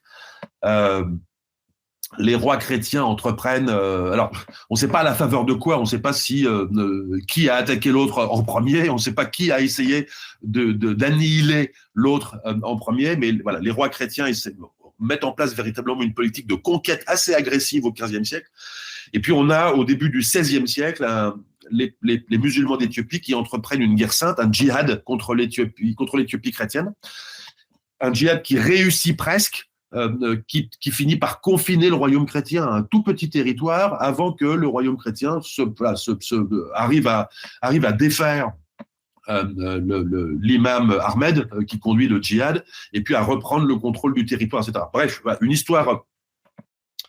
une histoire de conquête mutuelle, voilà, qui finit mal pour tout le monde, et qui en particulier conduit à éliminer presque entièrement du paysage d'Éthiopie la civilisation, ce qu'on pourrait appeler la civilisation musulmane de l'Éthiopie médiévale, qui disparaît presque complètement, à l'exception de quelques trucs, à l'exception d'une ville, que beaucoup de gens connaissent peut-être, qui est Harar, une ville fortifiée dans l'est de l'Éthiopie, où Rimbaud a vécu à la fin du 19e siècle, et qui est une vieille ville du Moyen-Âge tardif, et puis à l'exception de plein de ruines, parce qu'on va peut-être en parler, voilà, plein de ruines de villes qui ont été trouvées depuis 20 ans en Éthiopie et qui sont des villes musulmanes. Alors, il y a pas mal de découvertes justement qui ont été faites au nord de l'Éthiopie. On parlait là de diplomatie, de commerce. Parlons un petit peu de commerce. Est-ce que tu peux nous parler un peu de Debre Dabo? Alors, Debre Dabo, c'est dans le nord de l'Éthiopie. C'est dans la province du Tigray. C'est ce qui s'appelle un amba, c'est-à-dire que c'est une montagne en forme de table. C'est une montagne tabulaire. En fait, et au sommet de cette montagne en forme de table, il y a depuis très longtemps un monastère chrétien. Et donc très isolé. Hein. Moi, j'y suis jamais monté, mais j'ai des collègues qui y sont montés. On n'y monte qu'avec une espèce de nacelle comme ça qui est tirée par un moine. Voilà. Et donc c'est un endroit très très protégé et difficile à prendre, quoi. Bon. Mais il s'y est passé beaucoup de choses. Et alors depuis quand exactement il y a un monastère, on ne sait pas très bien, parce que comme d'habitude les fondations sont jamais très très bien documentées. Il se trouve que l'établissement religieux qui est là a sa propre tradition, attribue son origine à un saint éthiopien qui s'appelle Zomikael Aregawi, voilà, et qui aurait fait partie des saints évangélisateurs de l'Éthiopie au VIe siècle, et bon, il y a un monastère tout en haut avec 2 églises, et il y a peut-être même, mais là, comme il n'y a pas beaucoup de monde qui a pu y monter, qu'il n'y a pas beaucoup de monde qui a pu y faire des observations professionnelles, c'est très difficile de savoir, mais il y a peut-être même un bâtiment aksumite pré-chrétien là-haut, mais bon, on n'en sait rien. Toujours est-il qu'il y a une très belle église dans une espèce d'architecture aksumite en pierre et en bois très très belle. Et puis sur cette montagne, il y a d'autres choses, quoi. Il y a forcément un cimetière, il y a forcément un petit village de moines, etc., etc. Et là-dessus, plusieurs découvertes ont été faites de nature archéologique. Bon. Et par exemple, un Italien qui était une espèce d'officier un peu d'officier de l'armée italienne d'occupation, parce que l'Éthiopie a été occupée pendant quelques années entre 37 et 41, pendant au début de la guerre. Et là, un officier italien qui était plus ou moins une espèce d'espion, voilà, s'est réfugié là-haut. Et comme il se piquait de faire voilà, d'être un peu un érudit, etc., il a observé des trucs, il a fait des micro-fouilles, etc. Bon, et il a trouvé des choses. Il a trouvé, par exemple, des monnaies arabes des 8e, 9e, 10e, 11e siècle. Bon, on ne sait pas très bien ce qu'elles sont devenues. On apprend aussi par d'autres sources que des moines de ce monastère là-haut ont eux-mêmes fait d'autres découvertes de monnaies qui ont été refondues, etc. Bon. Et puis, il y a eu un autre épisode aussi où, dans une petite grotte, sous l'une des églises, dans la paroi de cette grotte, c'est très oraux là, hein, parce que dans la paroi de cette grotte, une petite cache a livré une petite caisse, et dans cette petite caisse, il y avait des monnaies en or. Bon, et ces monnaies en or, c'est très très étrange. Ce sont des monnaies Kushan, c'est-à-dire que ce sont des monnaies qui ont été frappées par une dynastie gréco-bouddhique qui existait, qui régnait sur des régions entre l'Afghanistan et le Pakistan au 2e et 3e siècle de notre ère. Bon. Qu'est-ce que des monnaies frappées en Afghanistan et au Pakistan viennent faire en Éthiopie? On n'en sait rien. Qu'est-ce que des monnaies islamiques frappées au 9e, 10e, 11e siècle viennent faire à Debre Damo? On n'en sait rien non plus. Voilà, c'est un petit, une fois de plus, on a juste à faire avec ça, c'est-à-dire en fait des pièces de puzzle qui indiquent que des gens, à certains moments, ont caché des monnaies en or de différentes origines au sommet de cette petite de cette montagne où il y avait une communauté monastique.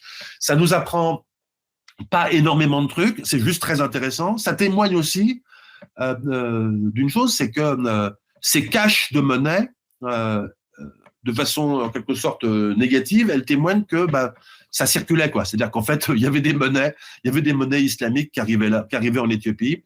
Il y avait des monnaies couchants qui plusieurs siècles plus tôt arrivaient en Éthiopie. On n'en a pas beaucoup d'autres. C'est juste, on n'en a pas d'autres en Éthiopie. On n'en connaît pas. Je veux dire, on ne connaît pas de monnaie couchant, on ne connaît pas de monnaie islamique ailleurs en Éthiopie. C'est juste qu'elles ont été conservées là parce qu'elles ont été cachées là. Par des gens au fil des siècles, c'est tout. En tout cas, ça veut dire qu'il y a eu des échanges, quoi. Ah voilà, exactement. Pour repartir un petit peu sur la Nubie, là-bas aussi, il y a eu des échanges, là-bas aussi, il y a eu du commerce. Tu nous parles dans le Rhinocéros d'Or d'une affaire qui a eu lieu dans le port d'Aïdab, c'est ça? Alors Aïdab, il faut localiser Aïdab pour les gens qui nous écoutent, c'est dans l'extrême sud de l'Égypte ou l'extrême nord du Soudan, au bord de la mer. D'accord, donc c'est mer Rouge, d'accord, à la frontière entre Égypte et Soudan. C'est dans une zone qui aujourd'hui est contestée entre les deux pays, d'accord. C'est une zone qui n'est pas. Voilà. Et il se trouve que c'est l'armée égyptienne qui le contrôle, mais enfin le petit triangle d'Aïdab, il est contesté entre les deux pays. Le site archéologique, il est là. C'est pour dire que à nouveau, c'est pas très facile d'y faire des missions. Voilà. Voilà. Bon. Et là, il s'est passé des choses très intéressantes. C'était le long de la mer Rouge. Et la mer Rouge, donc, comme on l'a expliqué depuis tout à l'heure, c'était un couloir d'échange extrêmement important. Donc, le long de la mer Rouge, des deux côtés, côté arabique comme du côté africain, il y avait des ports. Et Aïdab a été l'un de ces ports. C'est-à-dire qu'à un moment donné, c'est l'un des endroits où les navires qui revenaient d'Inde, par exemple, venaient accoster, venaient s'arrêter. Qu'est-ce qu'on faisait à Aïdab? On déchargeait les marchandises. Donc là, marchandises de luxe qui viennent d'Orient, d'accord. On déchargeait les marchandises et puis on les transbordait, c'est-à-dire qu'en fait, il fallait des entrepôts, etc., etc. Il fallait des maisons de commerce qui enregistraient les papiers, etc. Bon, il fallait payer des taxes, etc., etc. Et puis à partir de là, qu'est-ce qu'on faisait? On mettait tout sur des chameaux et puis on allait jusqu'au Nil. Hein, on traversait le truc et on allait jusqu'au Nil. Et puis là, à nouveau, on transbordait, on mettait sur des felouks et puis on descendait jusqu'au Caire. Bon. Donc Aïdab, c'était ça, c'était un point de transbordement, c'est ce qu'on appelle un point de rupture de charge. C'est-à-dire qu'on change de chargement, on change la taille des paquets, et puis bon. Et donc c'était sans doute un endroit suffisamment important où vivaient des gens à demeure. À coup sûr, il y avait des représentants de la police, de la police égyptienne. Bon. Et puis, il y avait des communautés de différentes religions, etc. Il y avait en particulier une communauté juive qui habitait là. Et on a un témoignage qui date du milieu du XIIe siècle, qui est d'un marchand juif qui revient d'Inde, et où il a passé plusieurs années. Et il arrive là à Aïdab.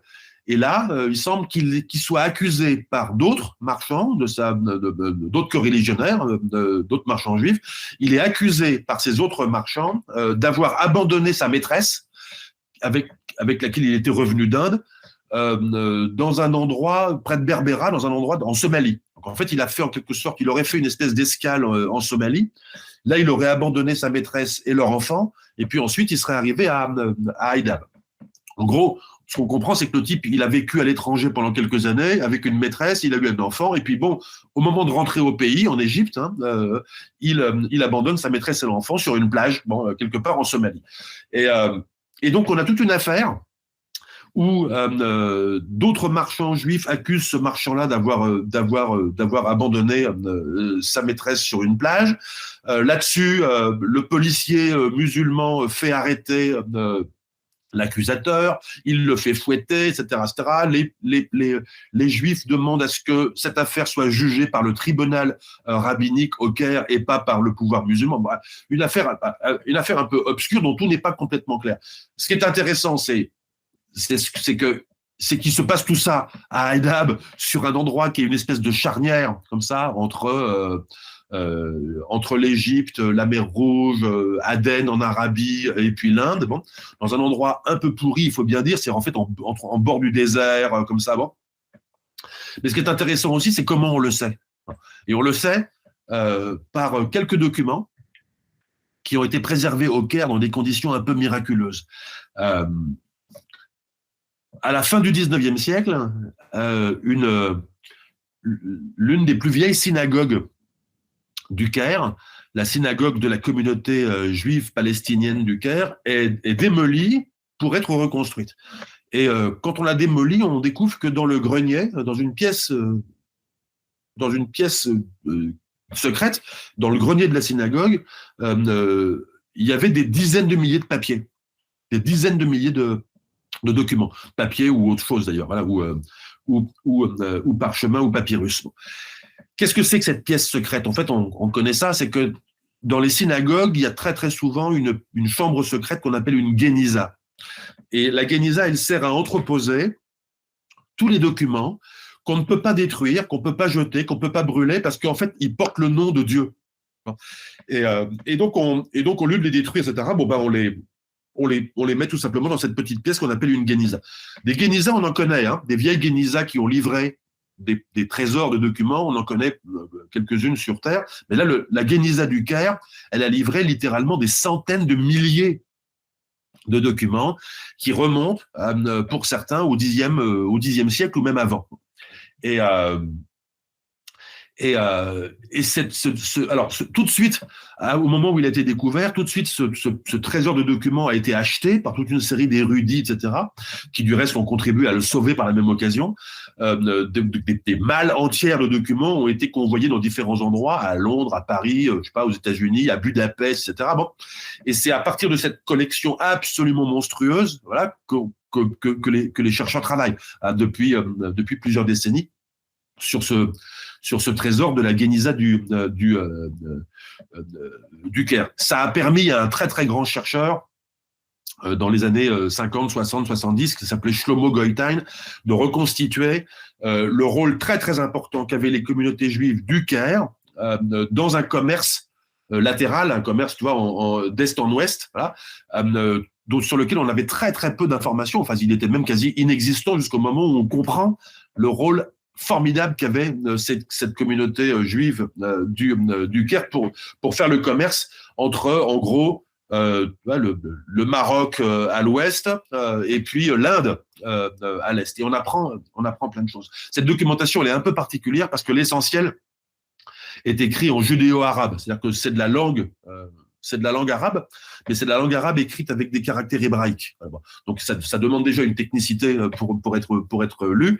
Et puis ensuite, c'est une langue qui est remplie de termes techniques, de termes de noms de marchandises, des noms de poids et mesures, etc., qui disent plus rien à plus personne aujourd'hui. Voilà. Et donc, ça nécessite une certaine technicité. Et l'un de ces documents, c'est ce document, cette espèce de mémorandum, voilà, qui date de 1144 et qui nous dit, il y a cette affaire, voilà, d'un marchand à Haïdab, etc. Voilà. On n'en sait pas plus que ça. Voilà. Petite fenêtre, petite pièce de puzzle qui nous renseigne à la fois sur un tout petit épisode un peu sordide sur une plage du sud de la mer Rouge au Soudan, enfin en Égypte ou au Soudan, sur un truc encore plus sordide qui était arrivé sur une plage de Somalie quelques mois plus tôt, et en même temps, ça nous renseigne aussi, si on se recule, si on prend un peu de distance, sur ce commerce est-ouest, voilà, absolument formidable, qui était l'un des moteurs du commerce médiéval. Et comme ça, donc on ne sait pas pourquoi les autres marchands l'ont dénoncé, s'ils avaient un intérêt particulier à dire regardez, il a abandonné sa concubine. On ne sait pas pourquoi. Alors on peut penser parce que ça respectait pas les prescriptions morales des juifs, de ces coreligionnaires, marchands, etc. On ne sait pas. Non. Alors, en plus du commerce, on l'a dit aussi, il y avait pas mal de diplomatie. Est-ce que tu peux nous parler un peu de l'Abyssinie ? Le mot Abyssinie est là aussi un mot qui a une histoire compliquée. Il a une histoire récente, très romantique, hein, l'Abyssinie, Rimbaud en Abyssinie, etc. Bon, voilà. Donc, et puis la plupart des gens ne savent pas très bien où situer ça, à part en Orient. Bon, voilà. C'est un mot qui vient de l'arabe, c'est le mot Habasha, qui a été employé depuis très très longtemps pour désigner, qui a été employé par les Arabes et avant eux par la civilisation sud-arabique pour désigner ceux qu'on appellerait aujourd'hui les Éthiopiens, ou en tout cas certains Éthiopiens. Le mot Habasha, de façon assez, le mot abyssin ou Habasha, il désigne assez clairement les habitants des hauts plateaux de la Corne de l'Afrique. Donc, des gens qui habitent sur les montagnes de la Corne de l'Afrique, qu'ils soient chrétiens ou qu'ils soient musulmans. Et le royaume d'Éthiopie, le royaume chrétien d'Éthiopie, a entretenu en effet tout au long du Moyen-Âge des relations diplomatiques. Avec qui ?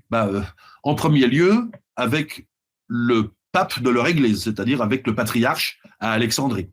Pourquoi ? Parce qu'à chaque fois que le métropolite de l'église d'Éthiopie mourait, il fallait en nommer un autre. Et pour ça, il fallait que le roi envoie une délégation à Alexandrie ou au Caire. À un moment donné, le siège du patriarcat se déplace au Caire. Bref, il fallait envoyer une délégation en Égypte en disant voilà, notre précédent métropolite est mort, veuillez nous en envoyer un autre. Pour ça, il fallait s'adresser au patriarche copte d'Alexandrie. Mais il fallait aussi envoyer un message poli et sympa au sultan d'Égypte, musulman, sous la dépendance de qui était le patriarche. Et souvent, le sultan musulman d'Égypte en profitait pour dire au chef de l'église copte, ok, vous allez leur envoyer effectivement un nouveau métropolite, mais vous allez bien leur rappeler aussi qu'il ne faut pas qu'ils fassent de mal aux musulmans d'Éthiopie. Et donc, il y a un bras de fer qui se joue. Hein, donc, voilà, on a ces rois d'Éthiopie qui envoient des ambassades au patriarcat de leur église et qui envoient des ambassades au sultan d'Égypte. Ça fait déjà une espèce de relation triangulaire. Hein. On a de très bons documents sur ça, pas tant en Éthiopie, où je disais que la documentation s'est pas très bien conservée pendant quelques siècles, mais on en a du côté égyptien. C'est-à-dire que dans les chroniques du patriarcat d'Alexandrie, on a des comptes rendus, en quelque sorte, de ces différentes ambassades. On apprend qu'à telle date, une ambassade est arrivée d'Éthiopie et puis a demandé un nouveau, etc. Bon, bref. Donc ça fait partie déjà des relations en quelque sorte bilatérales entre l'Éthiopie chrétienne,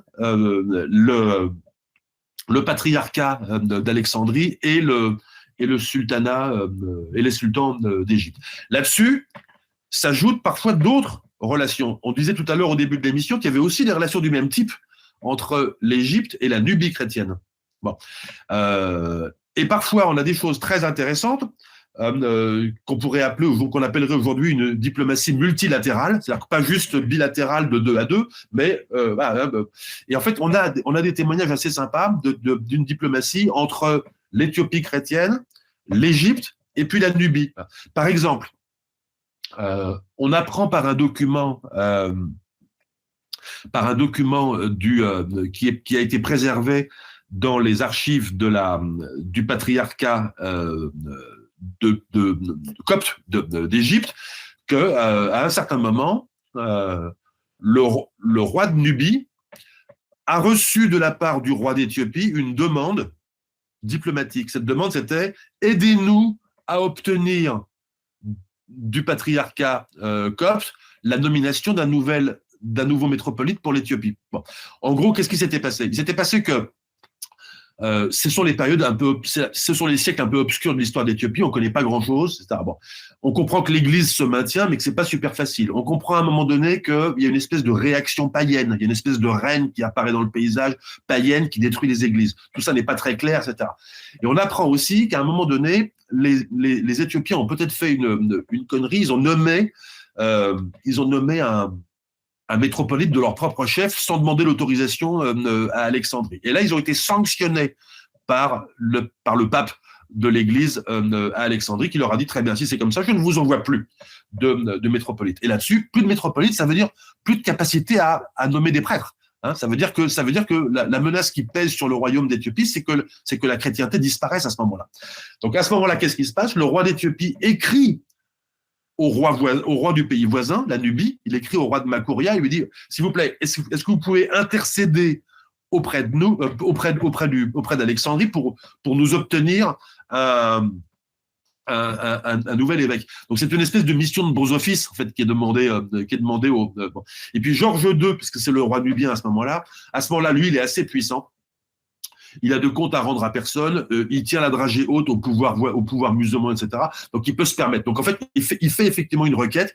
Il dit voilà, s'il vous plaît, maintenant soyez sympa, voilà, envoyez un métropolite chez mon voisin. Voilà. Donc on a une diplomatie assez sympa comme ça entre 3 pays, l'Égypte, l'Éthiopie et la Nubie, entre 2 rois chrétiens et puis leur pape. En Égypte, une diplomatie qui se complique du fait que là-dedans il y a des relations obligatoires avec les musulmans, avec le pouvoir sultanien en Égypte, mais aussi avec les musulmans qui sont qui sont voisins des chrétiens en Nubie et en Éthiopie et qui eux aussi entretiennent leur propre diplomatie, voilà, pour obtenir du Caire des moyens de pression sur le roi chrétien de leur pays. Enfin, voilà. On a des témoignages comme ça très très sympas d'une diplomatie multilatérale entre plusieurs pays africains du Moyen Âge. Est-ce qu'on sait ce que Georges en Nubie a demandé en échange ou pas du tout ? Non, on sait pas ce qu'il a demandé en échange. Et du coup, tu nous disais qu'à un moment donné, donc le sultan en Égypte disait bon, ok, moi je veux bien vous faire plaisir, mais du coup, faut que vous promettiez de pas agresser les musulmans en Éthiopie. Ça veut dire que donc il y avait plusieurs communautés, donc chrétiennes, musulmanes. Est-ce qu'elles tu nous parlais d'une diplomatie un peu plus locale, elles se fightaient aussi entre elles, et du coup elles se découpaient comment ? Est-ce que c'était en fait, on parlait de communauté ou est-ce qu'on parlait de royaume finalement dans le royaume ? C'est une excellente question. En fait, on ne sait pas très bien. Alors, tout à l'heure, je te parlais des documents épigraphiques, donc les inscriptions funéraires en arabe du 10e, 11e, 12e siècle, 13e siècle qu'on a dans le Tigray. Euh, on pourrait se demander, bon, ça témoigne de quoi? Ça témoigne de communautés. Ok, il y a des communautés. Il y a des communautés musulmanes qui nous ont laissé en fait leur cimetière. Bon, on n'a pas grand-chose d'autre. Hein. On n'a pas dans le Tigray, on n'a pas leur ville, on n'a pas, etc. On a juste des cimetières. Mais qu'est-ce qu'elles étaient exactement? Est-ce qu'elles vivaient en royaumes séparés, etc. C'est pour cette époque-là, dans cette région-là, c'est peu probable. C'est-à-dire qu'en fait, il est même probable maintenant. Et ça, on le doit aussi aux travaux de ma collègue Marie-Laure Dora sur les Agouais. Il est probable qu'à ce moment-là, le pouvoir éthiopien, chrétien, il était par là. Il était précisément entre le Tigray et puis le site de Lalibela. Ce qui veut dire que c'est une chose très intéressante. Ce qui veut dire que ces communautés musulmanes, elles vivaient pas très loin, en fait, du royaume chrétien. Elles vivaient même à côté, voire même dedans, en fait, quoi. C'était peut-être des communautés, tout simplement, qui étaient établies à l'intérieur du royaume et qui, en quelque sorte, favorisaient les échanges commerciaux, etc. Donc là, c'est peut-être une époque d'assez forte intégration et de cohabitation, probablement relativement pacifique à ce moment-là, entre chrétiens et musulmans.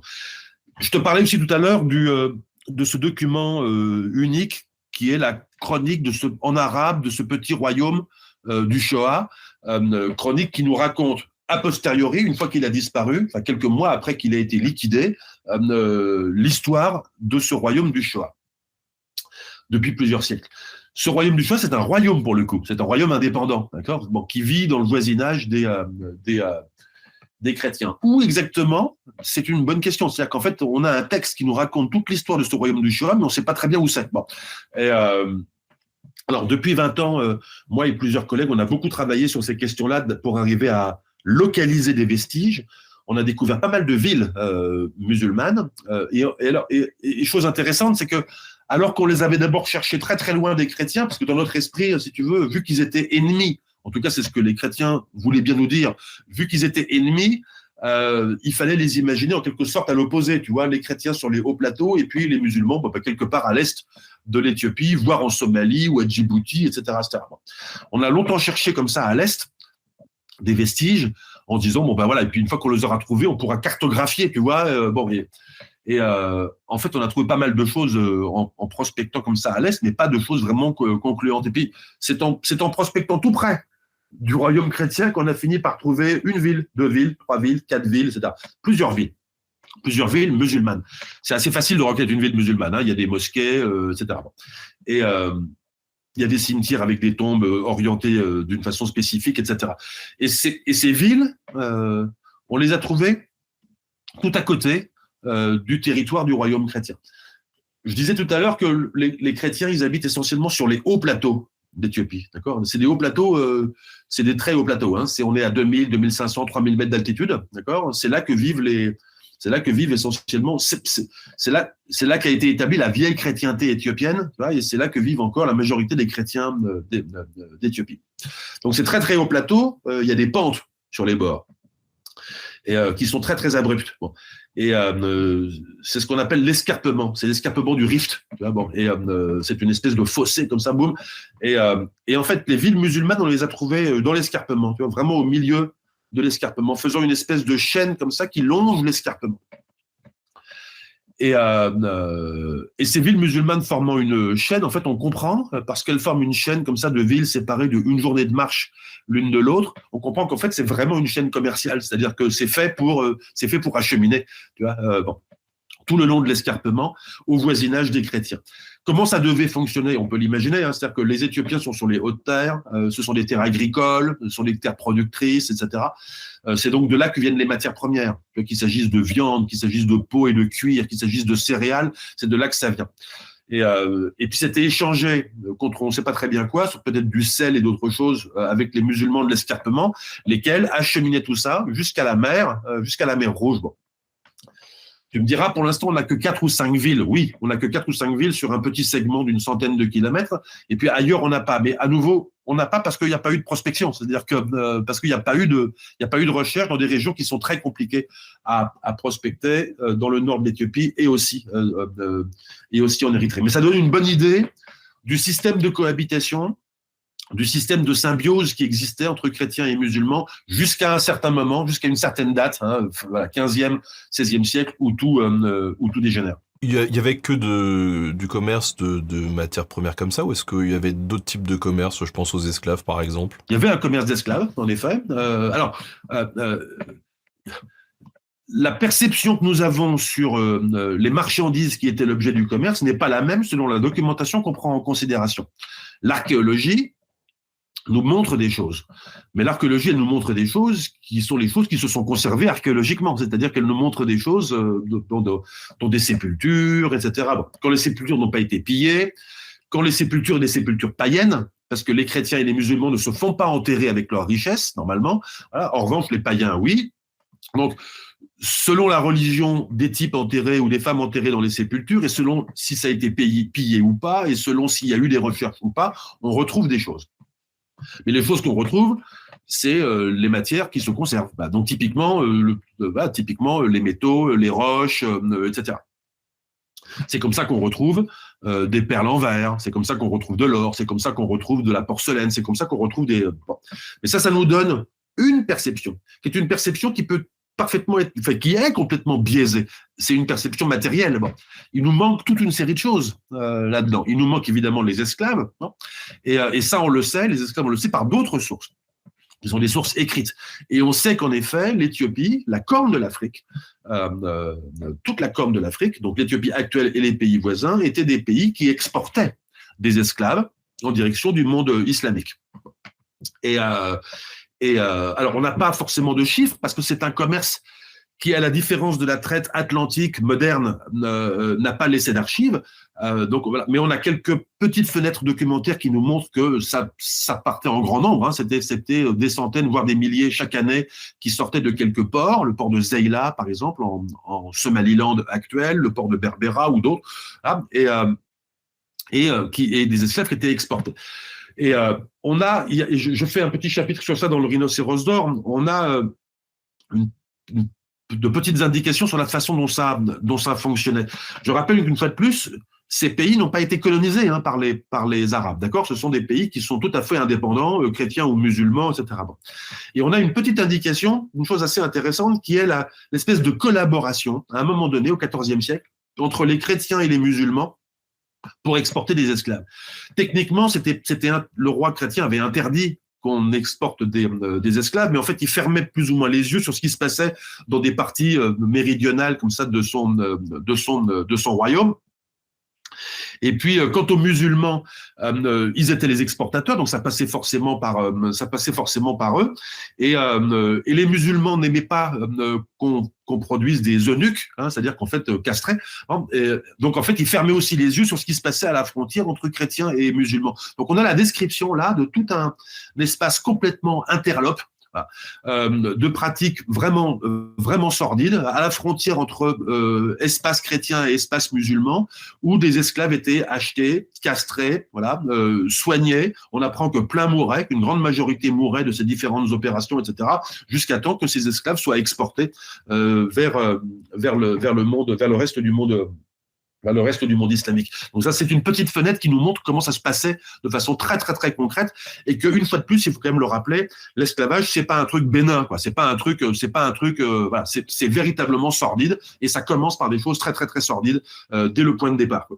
Ouais, donc il y a quand même une vraie collaboration entre ces mondes, et finalement, on peut imaginer que s'il y a eu des conflits de plus grande envergure entre les différentes grandes zones géographiques, que à l'échelon local, c'était peut-être pas si important que ça, quoi. Absolument. En fait, c'est ces jeux d'échelle auxquels il faut évidemment toujours prêter attention. C'est-à-dire que entre le détail local et puis la plus grande image, les deux nous donnent des aspects de réalité qui sont elles-mêmes changeantes au cours du temps, qui dépendent de rapports de force, etc. Mais voilà, ce qui prédomine sans doute pendant longtemps, ce sont effectivement des formes de coopération économique, parmi beaucoup d'autres formes de cohabitation, et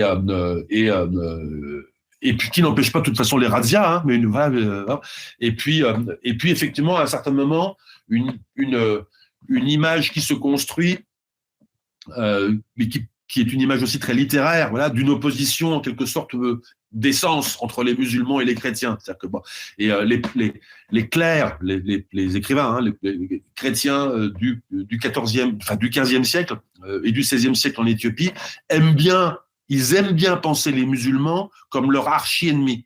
Voilà. Mais c'est une vision quasi littéraire. C'est une vision mystique, évidemment, mais c'est une vision quasi littéraire. Dans la réalité, ça se passe de façon très, très, très différente.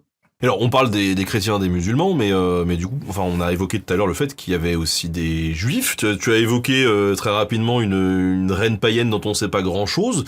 Donc, il y avait aussi des communautés juives païennes qui étaient implantées. Et est-ce qu'elles étaient implantées là aussi je veux dire, il y avait des villages païens ou c'est des communautés à l'intérieur des villages? Alors, la question du judaïsme en Éthiopie, elle est très compliquée.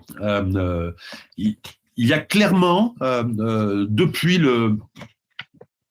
il y a clairement à l'époque moderne des communautés juives, bon, qu'on appelle de façon péjorative les falachas, qui eux-mêmes s'appellent les Beta Israël, qui pour une très grande partie d'entre eux ont été transportés en Israël dans les années 80 et 90 où ils vivent aujourd'hui. Ce sont des sociétés qui ont été si on peut dire, rejudaïsées à partir de la fin du 19e siècle par l'Alliance israélite universelle, parce que ces sociétés ignoraient la plupart des pratiques et des préceptes du judaïsme, et en particulier ignoraient tout du Talmud, etc. Et la question parmi les spécialistes, parmi les historiens, c'est est-ce que initialement, c'était véritablement des communautés juives installées en Éthiopie. Bon, là, il y a un véritable débat. Aujourd'hui, le consensus parmi les historiens, c'est que non. C'est-à-dire qu'en fait, ce serait. Il se trouve que les chrétiens d'Éthiopie présentent beaucoup de caractères très judaïsants, c'est-à-dire qu'ils s'intéressent beaucoup. L'Ancien Testament compte autant que le Nouveau Testament. Ils s'affirment eux-mêmes, comme on l'a dit tout à l'heure, descendants de Salomon. Donc ils revendiquent une ascendance hébraïque, voilà, bon, avec les rois d'Israël. Il y a beaucoup de pratiques chrétiennes qui sont en fait qui viennent en fait de l'Ancien Testament en Éthiopie, etc. Donc c'est déjà une chrétienté qui ressemble beaucoup au judaïsme. Et là-dessus, certaines communautés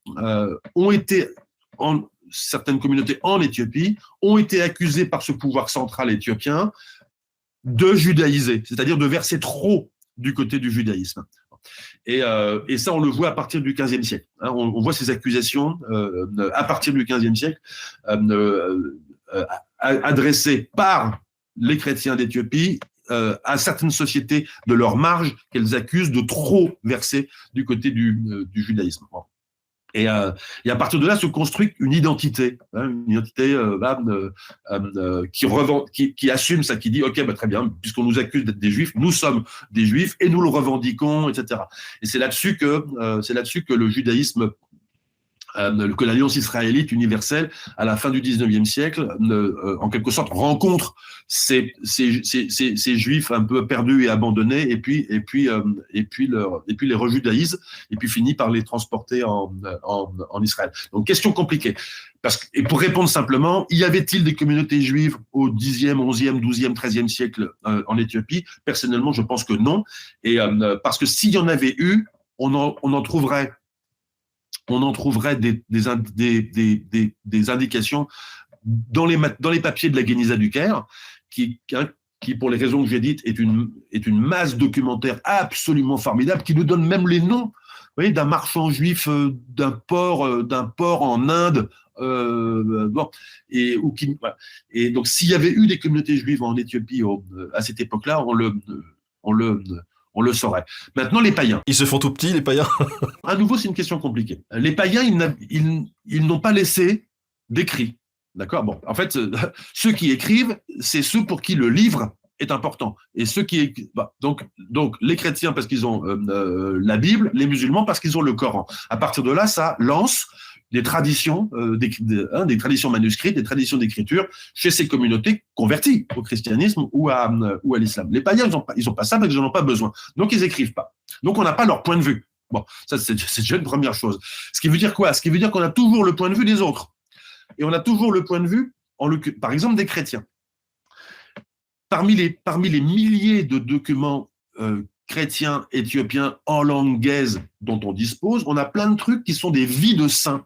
D'accord. Bon, ça c'est comme en Occident. Hein. On a la vie du saint machin, la vie du saint truc, etc., qui est racontée à la messe, etc. Et ces vies de saints, c'est souvent des saints qui ont été des saints évangélisateurs. C'est souvent des saints qui sont arrivés dans un bled, et puis là ils ont rencontré des païens, et puis ils ont converti les gens, etc. Sauf que ces vies de saints, elles sont toujours racontées avec toute une série de miracles. C'est-à-dire qu'on a un saint, et puis ce saint, il arrive dans un village, et puis là le village, c'est des païens, et puis les païens, ils sont dominés par un serpent. Ce serpent est un païen. Là-dessus, le saint armé de son, je sais pas quoi, de sa massue, il essaye de tuer le serpent, il n'y arrive pas. Là-dessus, l'archange Gabriel arrive et puis livre une espèce de combat de géant contre le serpent meurt, et puis boum, tout le monde est chrétien. Voilà. C'est souvent comme ça que c'est raconté. C'est comme ça. C'est souvent comme ça que c'est raconté. Bon, évidemment, dans la réalité, ça s'est pas passé comme ça. C'est-à-dire qu'il n'y a pas de combat contre un serpent, il n'y a pas de conversion massive et immédiate. Ce sont des processus beaucoup plus lents, qui font intervenir beaucoup d'autres choses. Bon. Mais on n'a pas d'informations sur ça. Bon. Maintenant, qu'est-ce que nous dit l'archéologie? L'archéologie, là, en revanche, elle nous dit des choses très intéressantes. Parce que, pour une raison que j'ai ébauchée tout à l'heure, une tombe d'un chrétien ou d'une musulmane, ou inversement, ne nous donne pas beaucoup d'informations sur sa vie matérielle. Bon. Alors qu'un païen qui se fait enterrer, il se fait souvent enterrer avec de la nourriture, des boissons. Ce sont souvent des sépultures multiples, hein, dans lesquelles on enterre plusieurs personnes. Puis dès que quelqu'un est mort, on rajoute d'autres morts à l'intérieur, etc. Bon. Comme il n'y a pas de croyance dans le salut individuel de l'âme chez les païens, on peut mettre plein de gens dans une même tombe. Bon. Mais on peut aussi les mettre avec leurs armes, avec leurs bijoux, etc. Et du coup, ça devient des conservatoires. Ça devient des petits musées enterrés de plein de choses, et en particulier de tous les apparats du pouvoir. Hein, c'est-à-dire que, voilà, et donc on a plein de tombes qui appartiennent au 9e, 10e siècle en Éthiopie, d'une culture archéologique qu'on appelle la culture Shai, et qui livre plein de choses, voilà, qui appartiennent à une société païenne, et qui nous livre plein de choses, qui témoignent d'armes, de commerce, de perles, etc., etc. Voilà, donc c'est tout ce qu'on peut dire. On ne peut pas dire grand-chose. On n'est pas capable de dire quel paganisme c'était, c'est-à-dire à quoi croyaient ces gens exactement, si ce n'est qu'ils ne croyaient pas dans le salut individuel de l'âme, si ce n'est qu'ils croyaient que après la mort, on allait encore avoir besoin de manger et de boire, etc., qu'on allait encore avoir besoin des armes et des parures. Et voilà. Bon, et c'est à peu près tout ce qu'on peut dire. Donc ils ont existé, ces païens. Ils ont existé, et même assez tard. C'est-à-dire que même dans le cœur des zones qu'on croyait chrétiennes depuis très longtemps, ils ont continué d'exister. Donc en fait, on peut dire que c'est véritablement la christianisation et l'islamisation ont été des processus en cours, voilà, pendant de très très nombreux siècles. Alors, pour finir cet entretien, il y a deux petites questions qui me paraissent intéressantes qui ont été posées dans le chat, mais qui s'éloignent peut-être un petit peu des sujets qu'on vient de traiter dans cet entretien. On a une première question sur la couleur de peau, les origines sur le continent. On dit, est-ce que c'était un sujet à l'époque, ou est-ce qu'il faut attendre le racisme moderne des Occidentaux et de la colonisation? Enfin, je la pose comme elle est posée, cette question. Je dirais que ça dépend où, ça dépend encore. Voilà, c'est-à-dire que dans les régions d'Afrique où la rencontre entre des sociétés africaines et des sociétés arabes ou arabisées musulmanes a eu lieu, comme par exemple dans tout le quart nord-ouest de l'Afrique, à travers le Sahara. Là, oui, la différence de couleur a été un facteur important. Le Sahara, c'est un énorme truc, c'est un énorme fossé, d'accord, qui sépare des sociétés sédentaires de part et d'autre, etc. Cet énorme fossé, il crée une espèce de gap, bon, et qu'il est très facile de superposer avec des différences de couleurs. D'ailleurs, très souvent, et même si c'est faux, on continue à penser l'Afrique au sud du Sahara comme l'Afrique noire, d'accord, et l'Afrique au nord du Sahara comme l'Afrique blanche. En réalité, à regarder les choses de plus près, il y a des oasis, il y a tout un continuum, un gradient de couleur de peau qui n'est pas si facile que ça à ramener à des différences de couleur. Et en outre, ce qui s'est passé, c'est que la différence de couleur, elle a souvent servi à exprimer autre chose. C'est-à-dire que les gens qui viennent du Nord, qui traversent le Sahara pour aller acheter des esclaves au Sud, ils aiment bien se décrire comme blancs, ils aiment bien décrire les gens au Sud comme noirs, même si eux-mêmes, ils sont noirs, et même si les gens au Sud ont des différences de couleur, ont des très grandes différences de couleur. En fait, le mot blanc a souvent servi à se donner une généalogie arabe ou à se donner une identité musulmane. Bon. Et donc ça, c'est une chose. En Éthiopie, on n'a pas ce grand gap. On n'a pas 2000 kilomètres de Sahara qui séparent les chrétiens des musulmans, qui séparent les païens des chrétiens et des musulmans, ou qui séparent tous les Éthiopiens des Arabes en face, etc. Et puis les Arabes en face, dans la péninsule arabique, ça faisait très très longtemps qu'ils étaient en contact avec des Éthiopiens. Ça faisait très longtemps qu'il y avait des Éthiopiens qui étaient installés et qui en fait étaient sud-arabes ou arabes, etc. Donc la différence de couleur de peau, elle est complètement lissée en fait par des échanges qui durent qui ont toujours duré, depuis des millénaires. Donc, strictement en termes de couleur de peau, il est impossible dans tout ce coin-là du monde, entre l'Éthiopie et puis la péninsule arabique, de tracer une ligne où on dirait d'un côté les gens sont blancs, de l'autre côté les gens sont noirs. Et cette question-là, en fait, on la voit pas en Éthiopie. C'est-à-dire qu'en fait, les Éthiopiens, ils sont noirs de différentes couleurs, et puis ils sont chrétiens ou ils sont musulmans, mais à aucun moment, ou ils sont païens, à aucun moment là-dedans, la question de la couleur de peau n'intervient particulièrement. Et elle commence à intervenir quand certains de ces individus se retrouvent très très loin de chez eux. Voilà. Par exemple, les pèlerins, parce que les chrétiens ont fait le pèlerinage très souvent à Jérusalem, etc. Donc à ce moment-là, ou à Rome. Donc à ce moment-là, on voit parfois poindre dans la documentation des moments où, parce qu'ils viennent d'Éthiopie, et tout en étant chrétiens, ils ont peur d'être confondus avec d'autres Africains qui peuvent avoir, parce qu'ils sont noirs, un statut d'esclave, etc. Mais en fait, sinon, en Afrique en général, ces questions ont été tout à fait indifférentes. Il y a une autre question qui là s'intéresse un peu plus à l'Égypte et aux musulmans là-bas en disant voilà, mais est-ce qu'il y avait à cette époque-là, dans l'Égypte médiévale, un sentiment peut-être nostalgique de la période pharaonique. Est-ce qu'ils s'en sont servis ou pas, voilà. Alors là, je suis totalement incompétent pour répondre à cette question. C'est une très bonne question, parce qu'effectivement, les ruptures d'histoire en Égypte, l'Égypte a été vraiment la plaque tournante. C'est vraiment le coin qui occupe la zone de contact entre l'Afrique, le Proche-Orient, la Méditerranée, etc. Et puis en plus, donc c'était cette plaque de contact comme ça entre trois continents. Et puis en plus, c'était le point de passage obligé. C'est-à-dire qu'en fait, n'importe quel pèlerin musulman, par exemple, qui venait du Mali ou qui devait forcément passer par le Caire pour aller au lieu saint de l'islam. Et puis n'importe quel chrétien qui venait de n'importe où en Afrique, par exemple de Nubie ou d'Éthiopie, devait aussi passer par le Caire pour aller en Terre Sainte, des chrétiens. Donc en fait, c'est vraiment le point de croisement.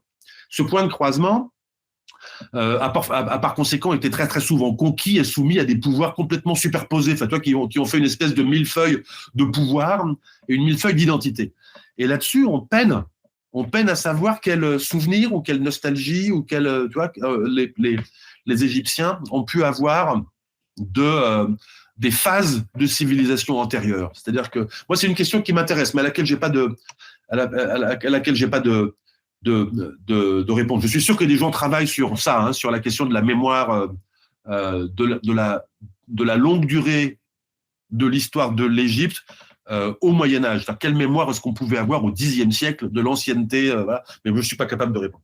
Est-ce que tu aurais donc quelques ouvrages à nous conseiller pour les gens qui aimeraient approfondir un petit peu le sujet, que ce soit sur l'Éthiopie ou la Nubie médiévale? Malheureusement, il n'y a pas beaucoup d'ouvrages qu'on pourrait appeler généralistes. Enfin, il faut des ouvrages de synthèse. Il y a beaucoup d'ouvrages archi spécialisés, hein, parce qu'en fait, évidemment, il y a quand même pas mal de gens en Éthiopie ou ailleurs dans le monde, en Europe, aux États-Unis ou ailleurs dans le monde, qui travaillent sur ces questions-là. Donc, on est à un stade de la recherche où il y a beaucoup de, c'est bien, il faut s'en féliciter. Il y a pas mal de recherches très spécialisées.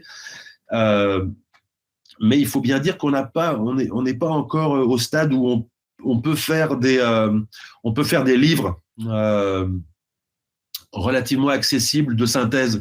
Par exemple, en français, il n'y a pas de livre accessible de synthèse sur l'histoire de l'Éthiopie. Enfin, le seul auquel je peux penser, c'est, j'ai plus le titre en tête là. Sur l'histoire de l'Éthiopie, on trouve des trucs assez vieux. Enfin, bref, je crois que je peux pas conseiller grand chose. Non. Il va falloir être un petit peu. Enfin, désolé, parce que ça aurait été le moment où je devrais pouvoir lancer des produits. Il y a un truc que tu peux lancer, c'est ce que toi tu as fait du coup. Ah oui, bah voilà, effectivement. Alors le rhinocéros. Le rhinocéros d'or, ça c'est parfaitement accessible. Et puis les gens qui voudront aller plus loin pourront toujours lire les petites notes à la fin de chaque chapitre. Il est toujours possible aussi de m'écrire. Et ça, faut pas hésiter à le dire. Hein. Voilà, pour en savoir plus sur tel ou tel domaine. Et en me laissant un peu de temps de réflexion, je peux éventuellement arriver à trouver le livre qui va bien, etc. Ah oui, alors, si, on peut parler aussi du livre dont tu avais déjà parlé il y a 2 ans et demi, qui était l'Afrique ancienne.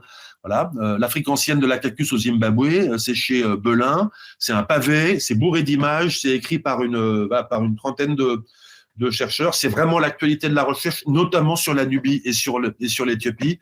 C'est plein de cartes, plein d'illustrations, etc. Ça, c'est relativement, c'est accessible. Et puis, écoute, voilà. Et globalement, d'ailleurs, hein, je conseille vraiment à tous ceux qui nous écoutent, les éditions Belin, ils ont fait plusieurs ouvrages synthétiques qui sont super. Vraiment, la collection de chez Belin, vous pouvez y aller les yeux fermés, c'est vraiment chouette. Hein. Il y avait un ouvrage sur la Grèce, sur l'Égypte il y a pas très longtemps. Bref, c'est très très cool. François-Xavier Fauvel, merci encore de nous avoir accompagnés aujourd'hui sur cet entretien autour de la Nubie, de l'Éthiopie. Merci à toi. Je rappelle quand même, pour ceux que ça intéresse, il y a 2-3 ans, on avait déjà évoqué dans un entretien qui est disponible à la fois sur YouTube, sur la chaîne Nota Bonus et aussi en podcast, l'histoire de l'Afrique ancienne, et on avait parlé un petit peu du Mali, du Ghana, on avait abordé d'autres questions sur ce continent. Pourquoi est-ce que finalement en Occident on connaît assez mal, en tout cas le grand public, l'histoire de l'Afrique ancienne? Et ben voilà, vous pourrez aussi aller écouter cette rediffusion, c'est super intéressant. Et puis écoute, voilà, peut-être que d'ici 2-3 ans, on se revoit pour une autre émission sur d'autres géographiques de l'Afrique ancienne. Avec très grand plaisir, merci beaucoup. Sur ce, merci à tous, passez une bonne journée et à la prochaine. Ciao.